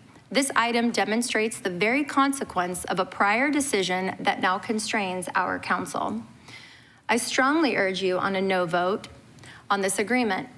I would also like a direction to return with a cap on Mesa's general fund exposure to light rail. Measurable reporting on fair enforcement, calls for service, and station impacts specific to Mesa. A serious corridor alternative analysis that prioritizes local mobility and local business access. Again, I urge a no vote. A direction to return with a plan that reduces our exposure to this issue, pursues alternative funding, such as ripping out the light rail, which has cost us about $150 million over 10 years, and replacing it with a street that allows for more local traffic to come and frequent our businesses who are working very hard, not just to survive, but to thrive and grow. And I would like to see our future be one that is more pleasant towards personal transportation, because as a few of us have already stated, including our residents, Mesa is a personal transportation city. We like our cars, we like our freedom. And just to correct something that I heard earlier, I do want you to understand that drivers roughly represent 72% of the total US population. I think we would do well to put in some additional parking garages or add on to the ones that we currently have so that we can accommodate those visitors to downtown Mesa. I thank you all for considering my statements tonight. Thank you, Ms. Taylor.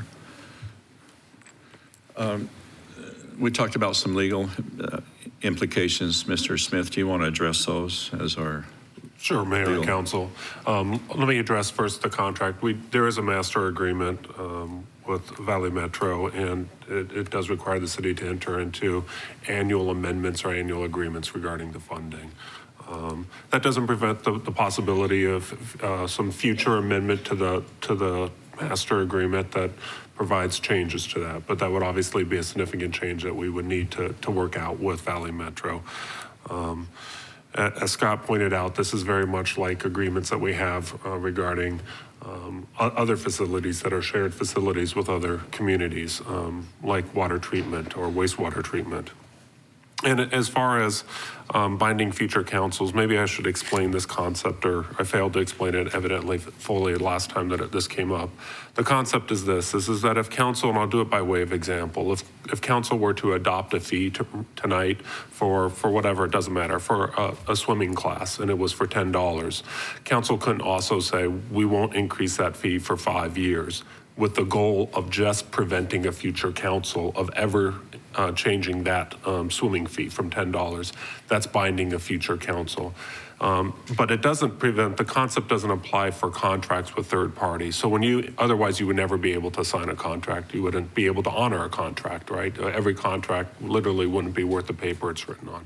So when you do sign a contract with a third party, as this is a contract with Valley Metro, you are able to effectively bind a future council. You are able to enter into agreement.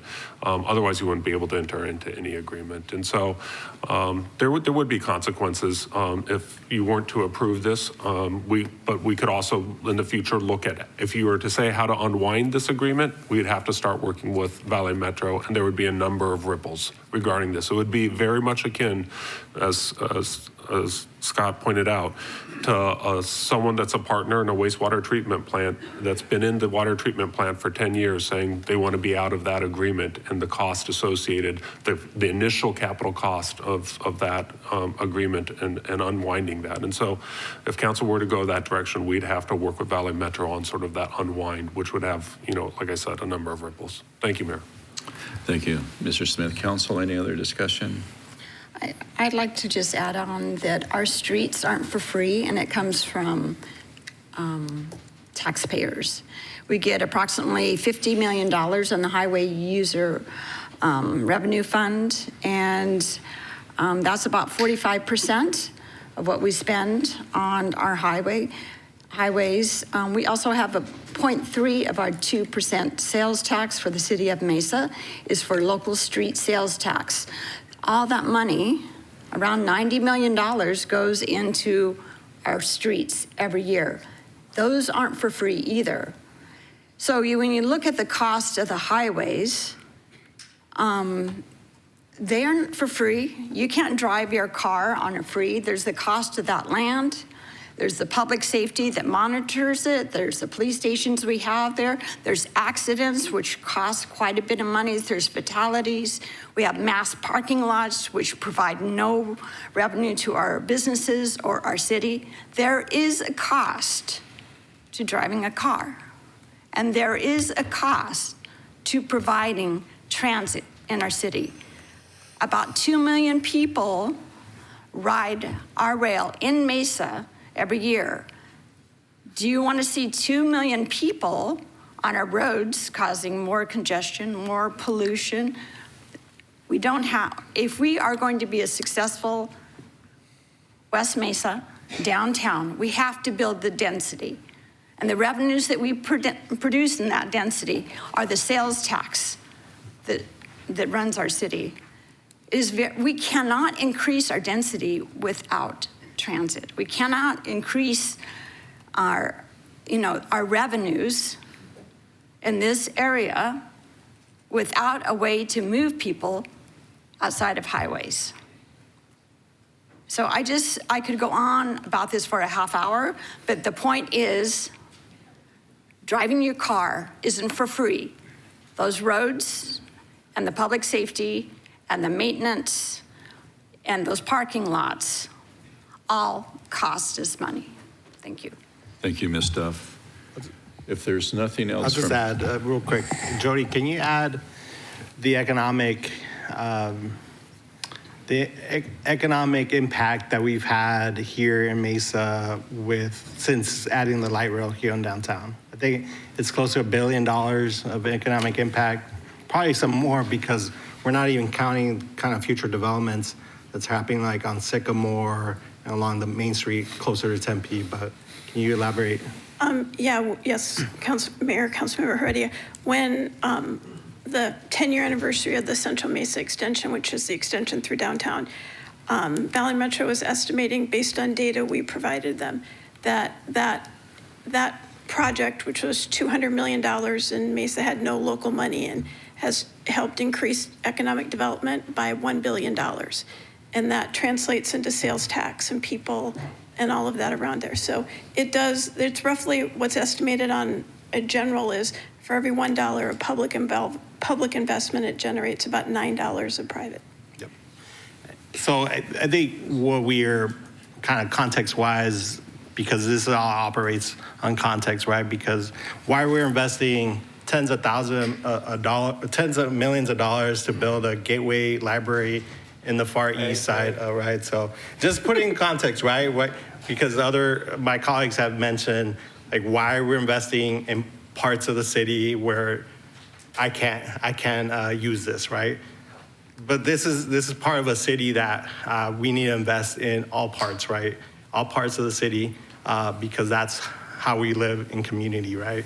And so I would say, just to go to the point of economic impact, this is probably the largest economic driver that we've done in the city in one place, right?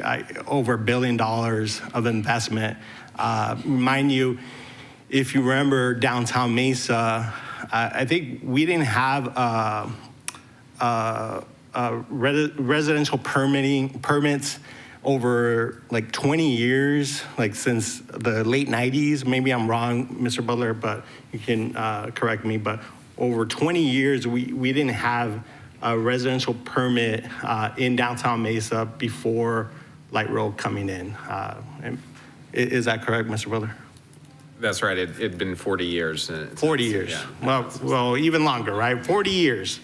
And so I would say it has had the economic impact that we had envisioned. And hopefully, we need to keep on working on that, right? Like that's something that we need to, that always, every year, need to work on bringing in more businesses, more activity to these centers. We've been talking in our strategic planning, how to create placemaking opportunities, right? Those placemaking opportunities don't come out of thin air, right? We need to invest, right? That's why we're investing in fiber. That's why we're investing into things that will bring in activity, economic activity to these areas, right? And so, I differ with some of the comments that some of my colleagues have said, and look at the basics of the impact that it's had in this area, and just glossing over almost 2 million riders. Are we just glossing over those 2 million riders that use this system in Mesa alone, right? That's not something I want to gloss over, and that's something that we should all put into context of what this system means, right? And I agree with my colleagues that we're car heavy, we're going to be car heavy, but people that need options that they can use, that maybe they don't have a car, like I mentioned, or they have something else that they want to go on a bus or a light rail to connect, right? So it's just something that we need to put in context and not look at the soul of light rail, right? It's part of our community that we need to keep on enhancing as good neighbors and good stewards and moving forward to the future of where we want to be, not only in Mesa, but the region, right? Because this is interplays with the region that we're living here on a daily basis and operate in a daily basis on the region. So I'll just leave my comments there. Thank you, Mr. Reddy. Mr. Adams? Thank you, Mayor. I'm going to approach this from a slightly different perspective, if I may. I would begin by saying I'm not happy about spending $15 million of public money on this particular item. In business and life, I endeavor to keep my word and honor my obligations and my business's obligations, and to me, that's integrity. Not defaulting on contractual obligations is also part of integrity. I am not a fan of light rail, never have been. I don't think it's a good deal. I agree with most of the speakers who stood here before us tonight and spoke against it for all the various reasons. No argument. Don't support it. Wouldn't have voted for it. Wasn't here when it was voted for. However, this council is the custodian of this city's integrity. prior councils committed this city, our city, to a contractual obligation, a legal obligation, as binding as your mortgage or your American Express card contract. Just as binding. These prior councils committed our city to a contractual obligation with Valley Metro in 2002. It's a binding legal obligation, like it or not. We can't just say, well, just don't pay the bill. Things happen when you don't pay the bill. In 2004, Mesa voters approved Prop 400. And we can argue all day long about who voted for it and why they voted for it, but it's apparent to me, casting back to that time, that those Mesa voters who did vote for it were, in one sense or another, signaling their approval. And I'm going to assume they knew what they were voting for. You know, not everybody does, but I'm going to assume that those voters are informed and that they knew what they were voting for when they voted either no or yes for Prop 400. Following that, the expansion of light rail beyond Dobson Road followed.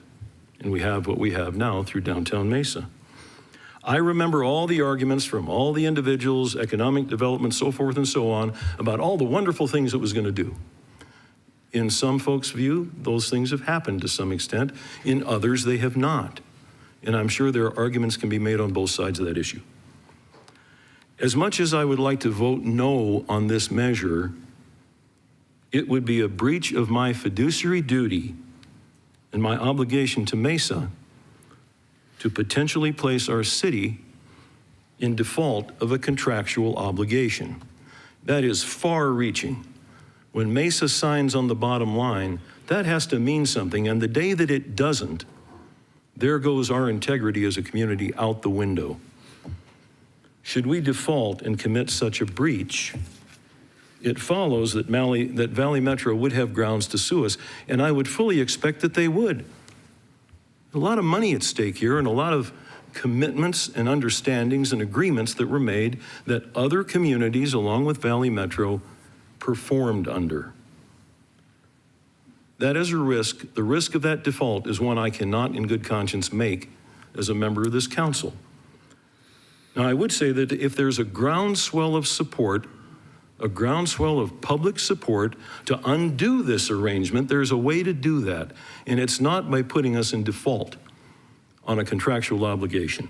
If it's the will of the people or this council to direct staff, as Mr. Smith mentioned earlier, to look at ways of unwinding this, it's not going to be easy. And I'm not expressing my support for that right now, but if there is a groundswell of support in this community to ask this council to look at that, so be it. We can do it. It isn't just that simple to say, well, let's just not pay the bill and see what happens. I know what will happen. I've been in business 40 years. I know what will happen. We're going to get served with papers. And I don't think that's where we want to be.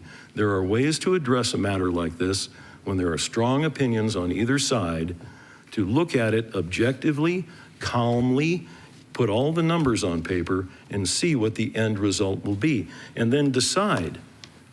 Is it going to cost us $200 million to get out? $400 million? $600? $1 billion? I don't know. I guarantee you Valley Metro will retain very competent legal counsel, and they'll come up with a number that we won't like. So, again, not a fan of light rail, agree with most of the objections here, but we've got a contractual obligation we have to stand behind. That's integrity. Thank you, Mayor. Thank you, Mr. Adams. Any other comments? If Ms. Goforth. I'll just follow up here and say, as Councilmember Adams, I didn't sit on the council when we agreed to this or when we expanded it. I would agree, it seems it's an underperforming asset, but I don't think we can discount 2 million people that do rely on it. And I think it's a bit narrow-sided to say that because it's not used by everyone, that it doesn't matter. As was pointed out, we don't all, we live in a collective and we don't all use every asset that we pay for here in the city of Mesa. The There's been arguments made on its economic impact. I've personally talked to developers who have said that they have invested in downtown Mesa because the light rail is here. Again, are there ways that we can maybe make it perform better, that we can fill that gap between what it costs and what we're paying, what revenue is generated? I would like to have those conversations if we can. But I think to unwind it, to not fulfill our obligation is irresponsible. And I would not be in favor of that at this time. But again, I would like to continue the conversation if that's something that we can do, and that we can talk to Valley Metro and how we renegotiate our contract each year for the cost, or what we can do as a city to increase ridership and make it pay for itself a little bit better. I absolutely would welcome those discussions. Mayor, maybe just to that point, just to add, absolutely. I think what Councilmember Goforth said, Councilmember Taylor and I have had some great conversations about that over the last couple of days as well. The fact that, there's certainly more that can always be done, and we're striving to do that, working with our regional partners. And it is, Jody sometimes, she works day in and day out trying to see more efficiencies and other improvements from Valley Metro, and certainly there is more that can be done, and we'll continue to work with you. And also, I think it's fair to say too, there's a lot of new faces on the dais than, as was alluded to, than was here when we entered into some of the previous agreements and when decisions were made about expansion. So I think understanding more about that relationship between the city and Valley Metro is a piece of the puzzle that staff can do a better job of re-educating on that, or educating for the first time on some of that process. So hear you loud and clear. So we will certainly, at the very least, undergo that discussion and get additional information back to the council that can help you just understand more how that relationship works, and how it's not, Jody spends a lot of her time dealing with Valley Metro. But I do want to point out too, it's easy for us to characterize Valley Metro as, as this third-party government entity. Valley Metro is us, right? Valley Metro Rail Incorporated is something that, again, going back to 2002, the city of Mesa decided to enter into with the city of Tempe and the city of Phoenix.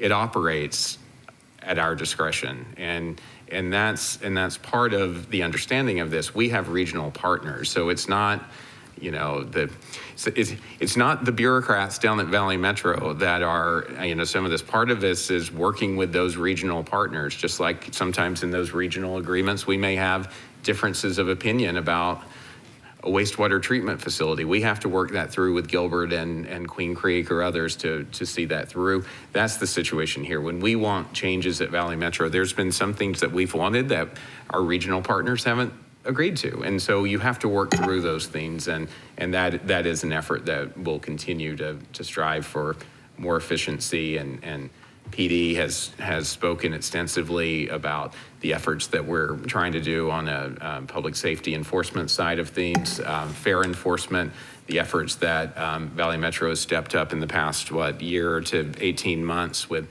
enhanced fair enforcement. So there is definitely areas for improvement. No one can question that, but there's also a lot of work being done to try to address some of the concerns that have been raised this evening.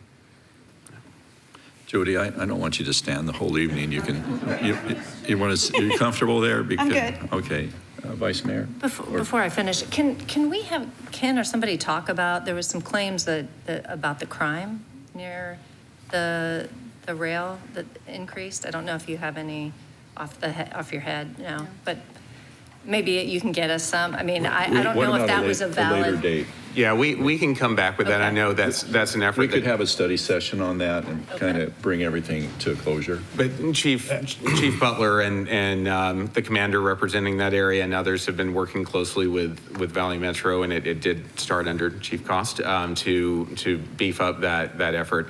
I will say, though, that some of those problem areas, it won't surprise you. I mean, it's through areas that have other challenges that we talk about through redevelopment and some of the other components that all tie together. And so some of those challenges we're seeing at those points would also be felt on the road beside that, not just on the rail beside that. And so it is more about our efforts to uplift and help redevelop certain areas of our community that need additional assistance there. Light rail happens to be, but streets happen to be there as well. And so it's not just a reflection of the rail, but the overall environment where city efforts on redevelopment, as we discussed the other day, could be really helpful in uplifting some of those challenges. So as a suggestion on that, I think we're going to be having a study session on the current crime statistics that we just received recently. Maybe roll that in as part of that conversation, because it would be a good way to talk about what we're going to do to tackle that issue.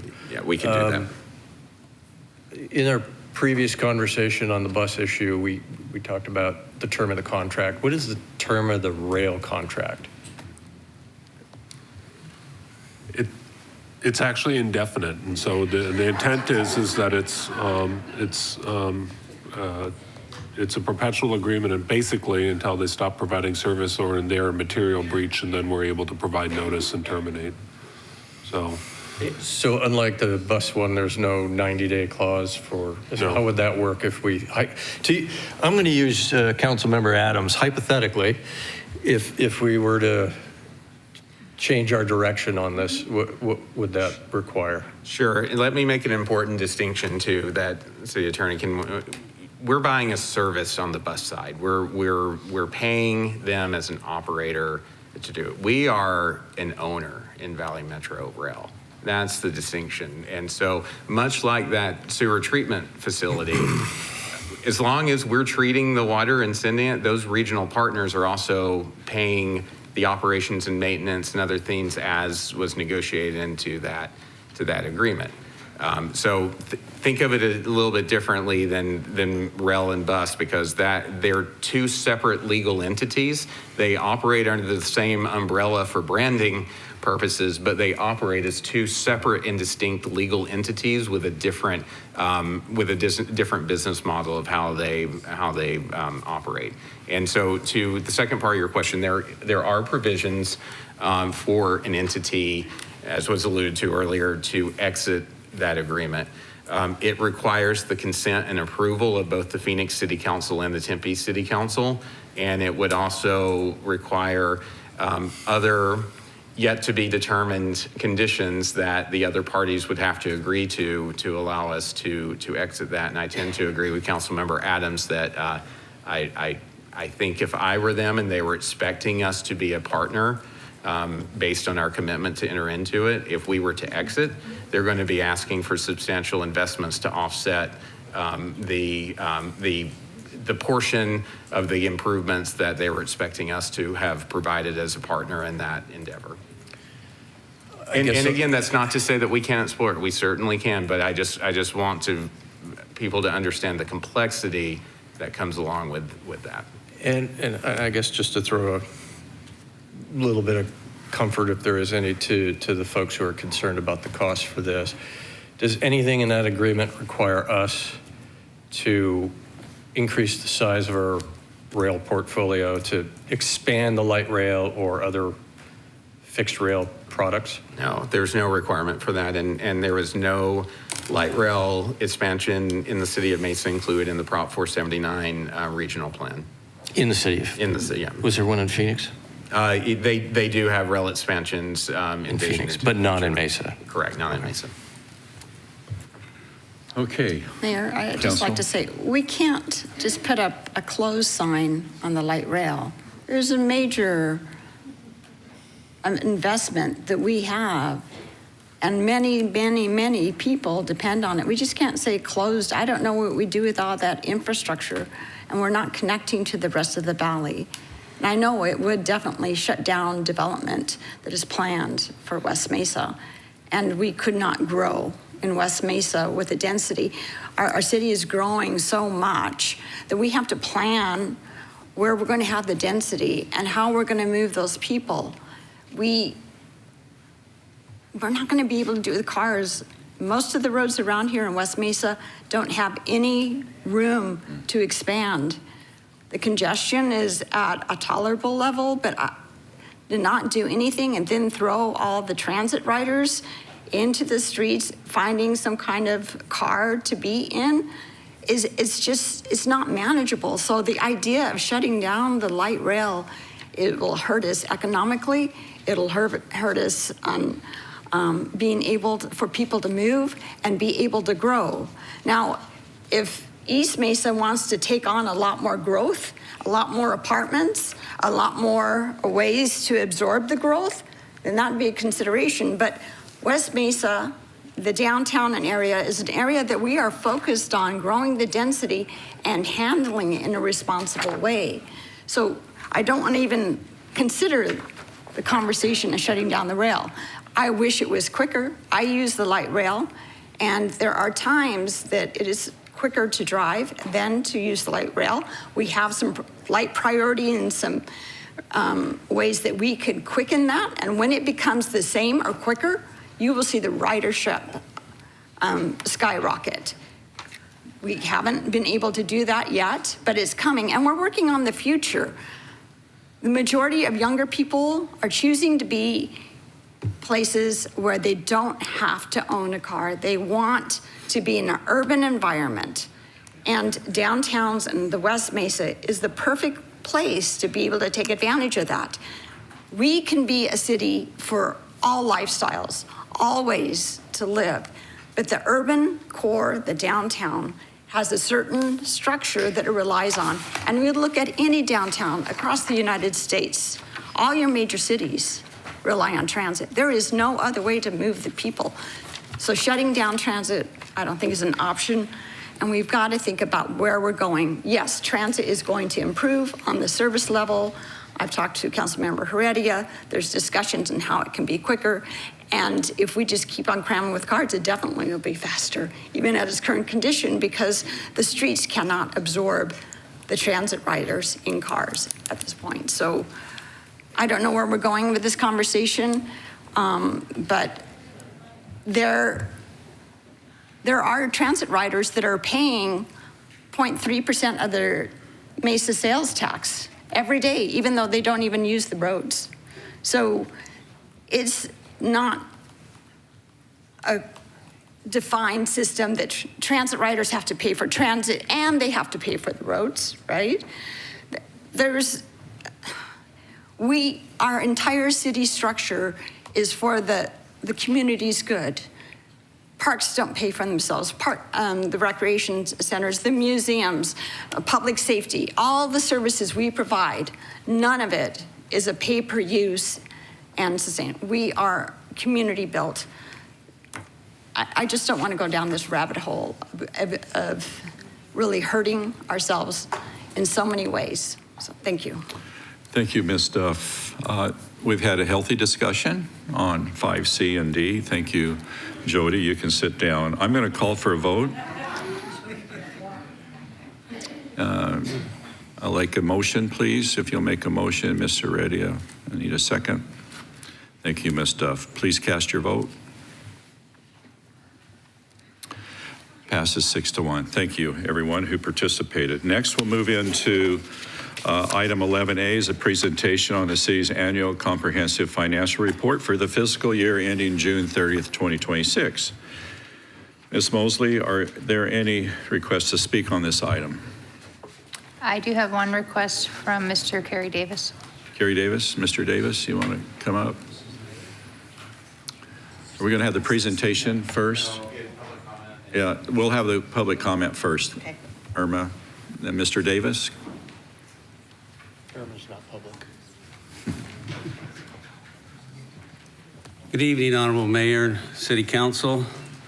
I do believe this is an option to increase ridership if the time to get to Phoenix was reduced by turning a couple of those early morning and later afternoon commuters into an express rail. You would increase the ridership. And I think I've discussed that in the past. And I do think that there's a possibility of reducing the number of stops to increase that throughput through some negotiation with Tempe and with Phoenix. So 11A is the annual audited financial statement, and the general governmental revenues were $990 million.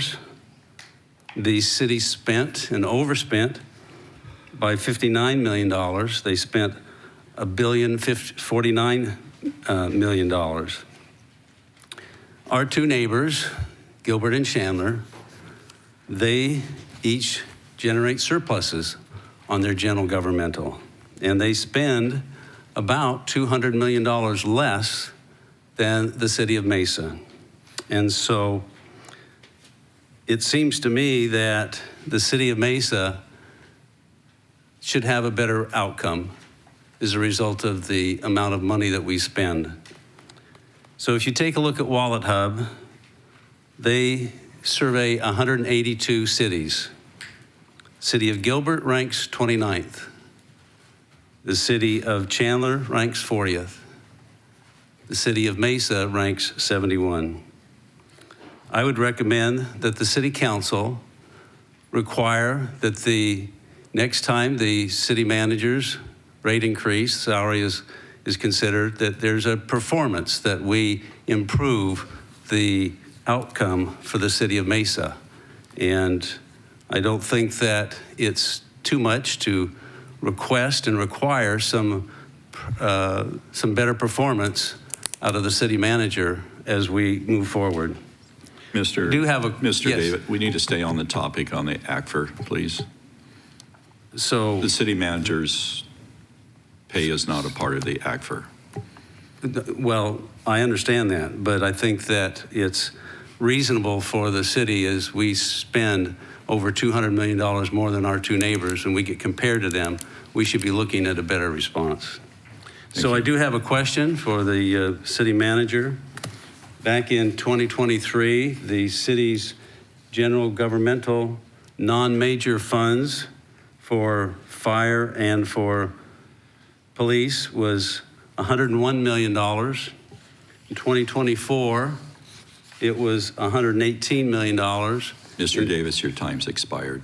So the $118 million was an increase in 2025. My question is, where does that general fund, non-major general fund, go? How is it spent? Thank you. Thank you, sir. Did you want to address that? Or you want to go to the presentation? Mr. Mayor, why don't we go ahead and go through the presentation? I do want to appreciate Mr. Davis raising Wallet Hub. So I know he's quick to point out that we were rated by Wallet Hub as the best run city in the state of Arizona and the 9th best run city in the United States. So I appreciate him using that outlet. Also, when I get my crime statistics, I choose to listen to the Federal Bureau of Investigation, which is where, and NIBRS and other law enforcement tools that are level across all playing fields when we look at that. So yes, so I appreciate the reference to Wallet Hub, and I appreciate that we are the best run city in the state and one of the top 10 best run cities in the country. So I appreciate him highlighting that, and I'll leave the crime statistics to the federal government to do. So with that, I'd love for staff to come up and give you the presentation on that. Will you please come forward? Good evening, Mayor, Council. First, I wanted to confirm, did you want me to run through the presentation from Thursday or just have Jean? Okay. Yeah, the presentation you had planned. Yeah. Okay, thank you. I have with me today Jean Dietrich. She is the partner with Clifton Larson Allen, and she is here to communicate or present, there we go, that's the word I was looking for, present the results of our audit and the required communications to those charged with governance, which is our council. Thank you, Irma. And thank you, Mayor, council members, for giving us the opportunity to present the results of the audit of the financial statements of the governmental activities, the business type activities, and each major fund and aggregate fund information for the City of Mesa for the year ended June 30, 2025. We performed our audit in accordance with auditing standards generally accepted in the United States, as well as government auditing standards. We did have one change in accounting policy that was adopted by the city during the fiscal year for GASB statement number 102 for certain risk disclosures. That adoption was evaluated by management, and it was deemed to be non-effective on the financial statements for the year ended June 30, 2025. In performing our audit, we noted no transactions entered into by the city for which there was a lack of authoritative guidance or consensus, and all significant transactions were recognized in the financial statements in the proper period.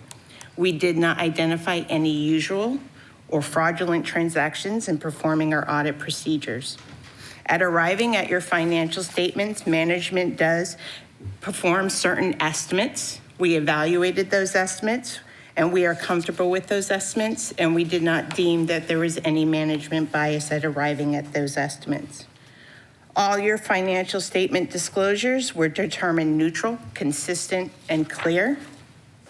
We had no difficulties in performing the audit, and it is rigorous. We start our audit in May and June, and we conclude our audit in November, December. And there's a lot that's asked for management, and they are always responsive and transparent with us in providing information. Management needs to arrive at your financials in a timely manner for their deadline for December 31st, deadline to have their GFOA certificate of excellence. We did note that there were 2 adjusting entries that were passed as they were not material to the financial statements, and we're in agreement that it was not a material transaction. And we had no difficulties in performing the audit. We had no deficiencies in internal control or financial reporting or compliance to report to this body. And overall, it was a clean, unmodified opinion on your annual comprehensive financial report. And I have no other findings to disclose to this body. I hope you don't find any others. Thank you, Jean. Council, are there any questions for that, for our ACFR? I don't really have a question, but for the public's sake, since there are a multitude of people here and we are talking about the city's finances, Irma, would it behoove you, by chance, to explain a material weakness and a deficiency for those who are listening this evening? Which they didn't find any of, which is great. So do you want to answer it or me? Go for it. Significant deficiency would be some proposed adjustments that the auditors would find that we missed, that they felt were significant enough. And with that, there might have been some internal controls that were not as effective, or else it would have been caught by management. So that would be a significant deficiency. A material weakness would be several, more than one significant deficiency that they identified, or an amount that's so material that if they had not found it, our financial statements might have been misstated. The city has not had a material weakness in over 10 years, and we had a significant deficiency maybe 3 or 4 years ago, the last one we had. Thank you very much. All right, Council, hearing nothing else, I'll entertain a motion to approve item 11A, our city's annual comprehensive financial report. Thank you for motion, Ms. Duff. Second, Mr. Summers. Please cast your vote. Okay, motion passes unanimously. Thank you, everyone. Item 12 is from citizens present. As you know, we allow 3 speakers to speak. And because the topics the speakers raise are not on our agenda, state law generally prevents council from responding to the speaker. Our first speaker is Jason Smithson, followed by Noah James Markin. Jason, thank you. And then our third speaker is Bob Hathcock. Mr. Mayor, members of the council, I come in peace tonight. I want to begin by thanking Councilmember Heredia for taking time to meet with me and discuss ways the city can collaborate with Mesa Public Schools to better support our lower income schools. I appreciate both the conversation and the willingness to a meaningful partnership. I also want to thank Councilmember Duff. When I addressed the council two weeks ago regarding what I believed was a lack of communication, it later became clear that the issue was a misunderstanding. I appreciate your immediate outreach and your willingness to meet with me to discuss education and collaboration moving forward. That brings me to why I'm here tonight. I've been closely studying ways to make a meaningful impact on behalf of our school children. Tonight I'm here to present a proposal for your consideration. Here in Mesa, we are seeing an unprecedented levels of civic engagement among our young people. They are forming civic groups on campus. Students at Red Mountain High School recently organized a walkout to express their views. Mountain View High School's We the People team, which studies the Constitution and the Bill of Rights, just won the state championship and are advancing to the national competition in Washington, D.C. Our students are paying attention. Too often as adults, we underestimate them. We dismiss their voices and minimize their intentions. But the fact that they cannot yet vote does not mean they are uninformed. It does not mean they are disengaged, and it certainly does not mean they do not care. With that in mind, I propose the creation of a formal partnership between the Mesa City Council and Mesa Public Schools. Specifically, I propose that each council member, including you, Mr. Mayor, be paired with the Mesa High School. Once per year, council members would visit the campus to engage directly with students. This would be civic engagement and simply be about connection, education, and exposure. While I understand we have the Mayor's Youth Committee, yet many students can't make that commitment necessary to be a part of it. These students want to meet you. They want to hear your stories. And more importantly, they need to see that civic leadership is accessible and that their voices matter. Before formally bringing this to the school board, it is important to have your support. My hope is to meet with all of you to further develop this concept and establish a lasting partnership. One that empowers our youth, encourages civic participation, and gives students a meaningful seat at the table. Strong coordination between the City Council and Mesa Public Schools is not just beneficial, but essential. Thank you for your time. Thank you, Jason. Noah, James Markham, followed by Bob Hathcock. Noah. Aloha, Mayor, and to the rest of the committee. I'm the City Councilman. My name is Noah James Markham, and I am a resident of the great blue city of Tempe. This is a disgrace that we are talking, it took this long to talk about the light rail and to talk about Valley Metro and how we can help people with disabilities.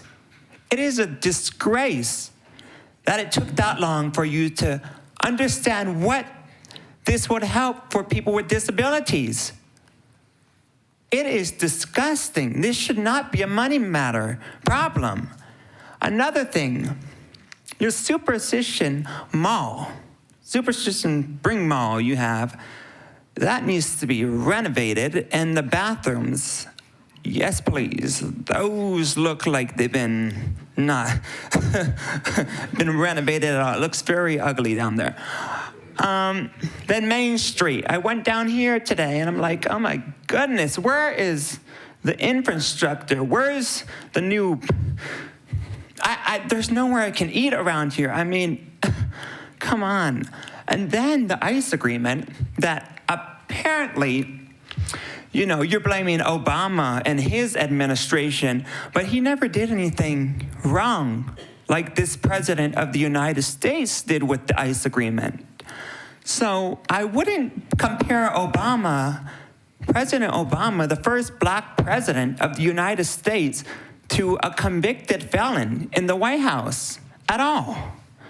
And my favorite, President Biden, as of February 2024, Biden nonetheless deported or expelled a smaller share of migrants who crossed the border than Donald Trump did. This is during President Biden's time with ICE. The deportation by ICE also fell to an average of 35,000 per year versus 80,000 a year during Trump's presidency. So we should get rid of this because this president is not good for the United States of America. And I know that China is laughing at us right now. And I am a Chinese. And yeah, that's all I want to talk about. So please step up your game, Mesa, Arizona. Mahalo and have a great day. Thank you, Noah. Mr. Hathcock.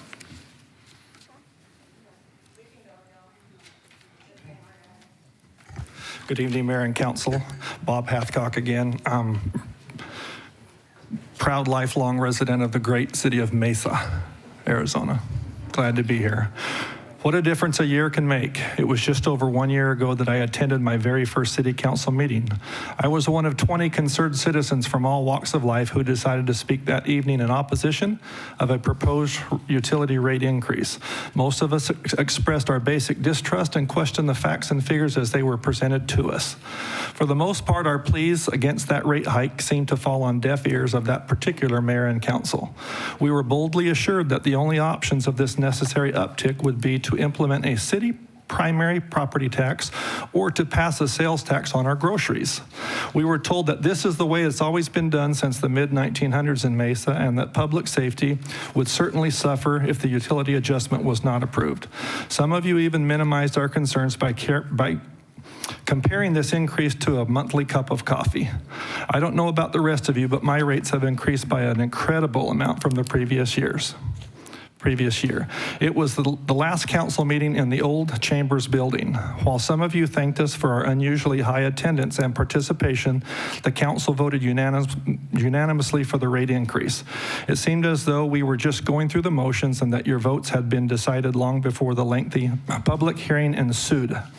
Needless to say, most of us left that evening with feelings of condescension and frustration. As disappointing as that December 2nd meeting was, it became the catalyst that many of us needed to wake up and get involved in our local government. Fast forward, and here we are, just a little over 1 year tonight. We've had a couple of elections since then, and our mayor and our council look and are functioning somewhat different. Our new council chambers looks much different. Those of us who are observing our council meetings have noticed some glimmers of hope lately. We actually had one no vote on the proposed annual city budget. Thank you, Mr. Adams. We also had one no vote on this year's utility increase. Thank you, Ms. Taylor. Prior to the recent swearing in of these two new council members, I was certain that the red no voting buttons were broken. I will note that it has been encouraging to witness a subtle shift in which our council is starting to think outside the box. You're starting to ask hard questions and challenging staff to explore options which can lead to compromise and better policies, especially on high-profile issues. Your recent study sessions have become quite drawn out and often require an intermission. These are encouraging changes. In closing, as we gather in this impressive $32 million edifice going forward, may it be used in a manner that reflects its grand design. We, the citizens of Mesa, will be watching as the transparency and light fill these spaces. Just as the finest materials and craftsmanship were used in its construction, we ask you to give us your very best efforts as our elected officials and our hired staff. Please be good stewards of our tax dollars as you represent us with integrity and efficiency. Thank you. Thank you, Mr. Hathcock. Well said. Ms. Mosley, am I missing anything for tonight? No, Mayor, that is all the requests. Well, if that's the case, I'll entertain a motion to adjourn. Thank you, Ms. Goforth. Mr. Redia, all in favor say aye. Aye. Thank you, everyone. Have a good evening.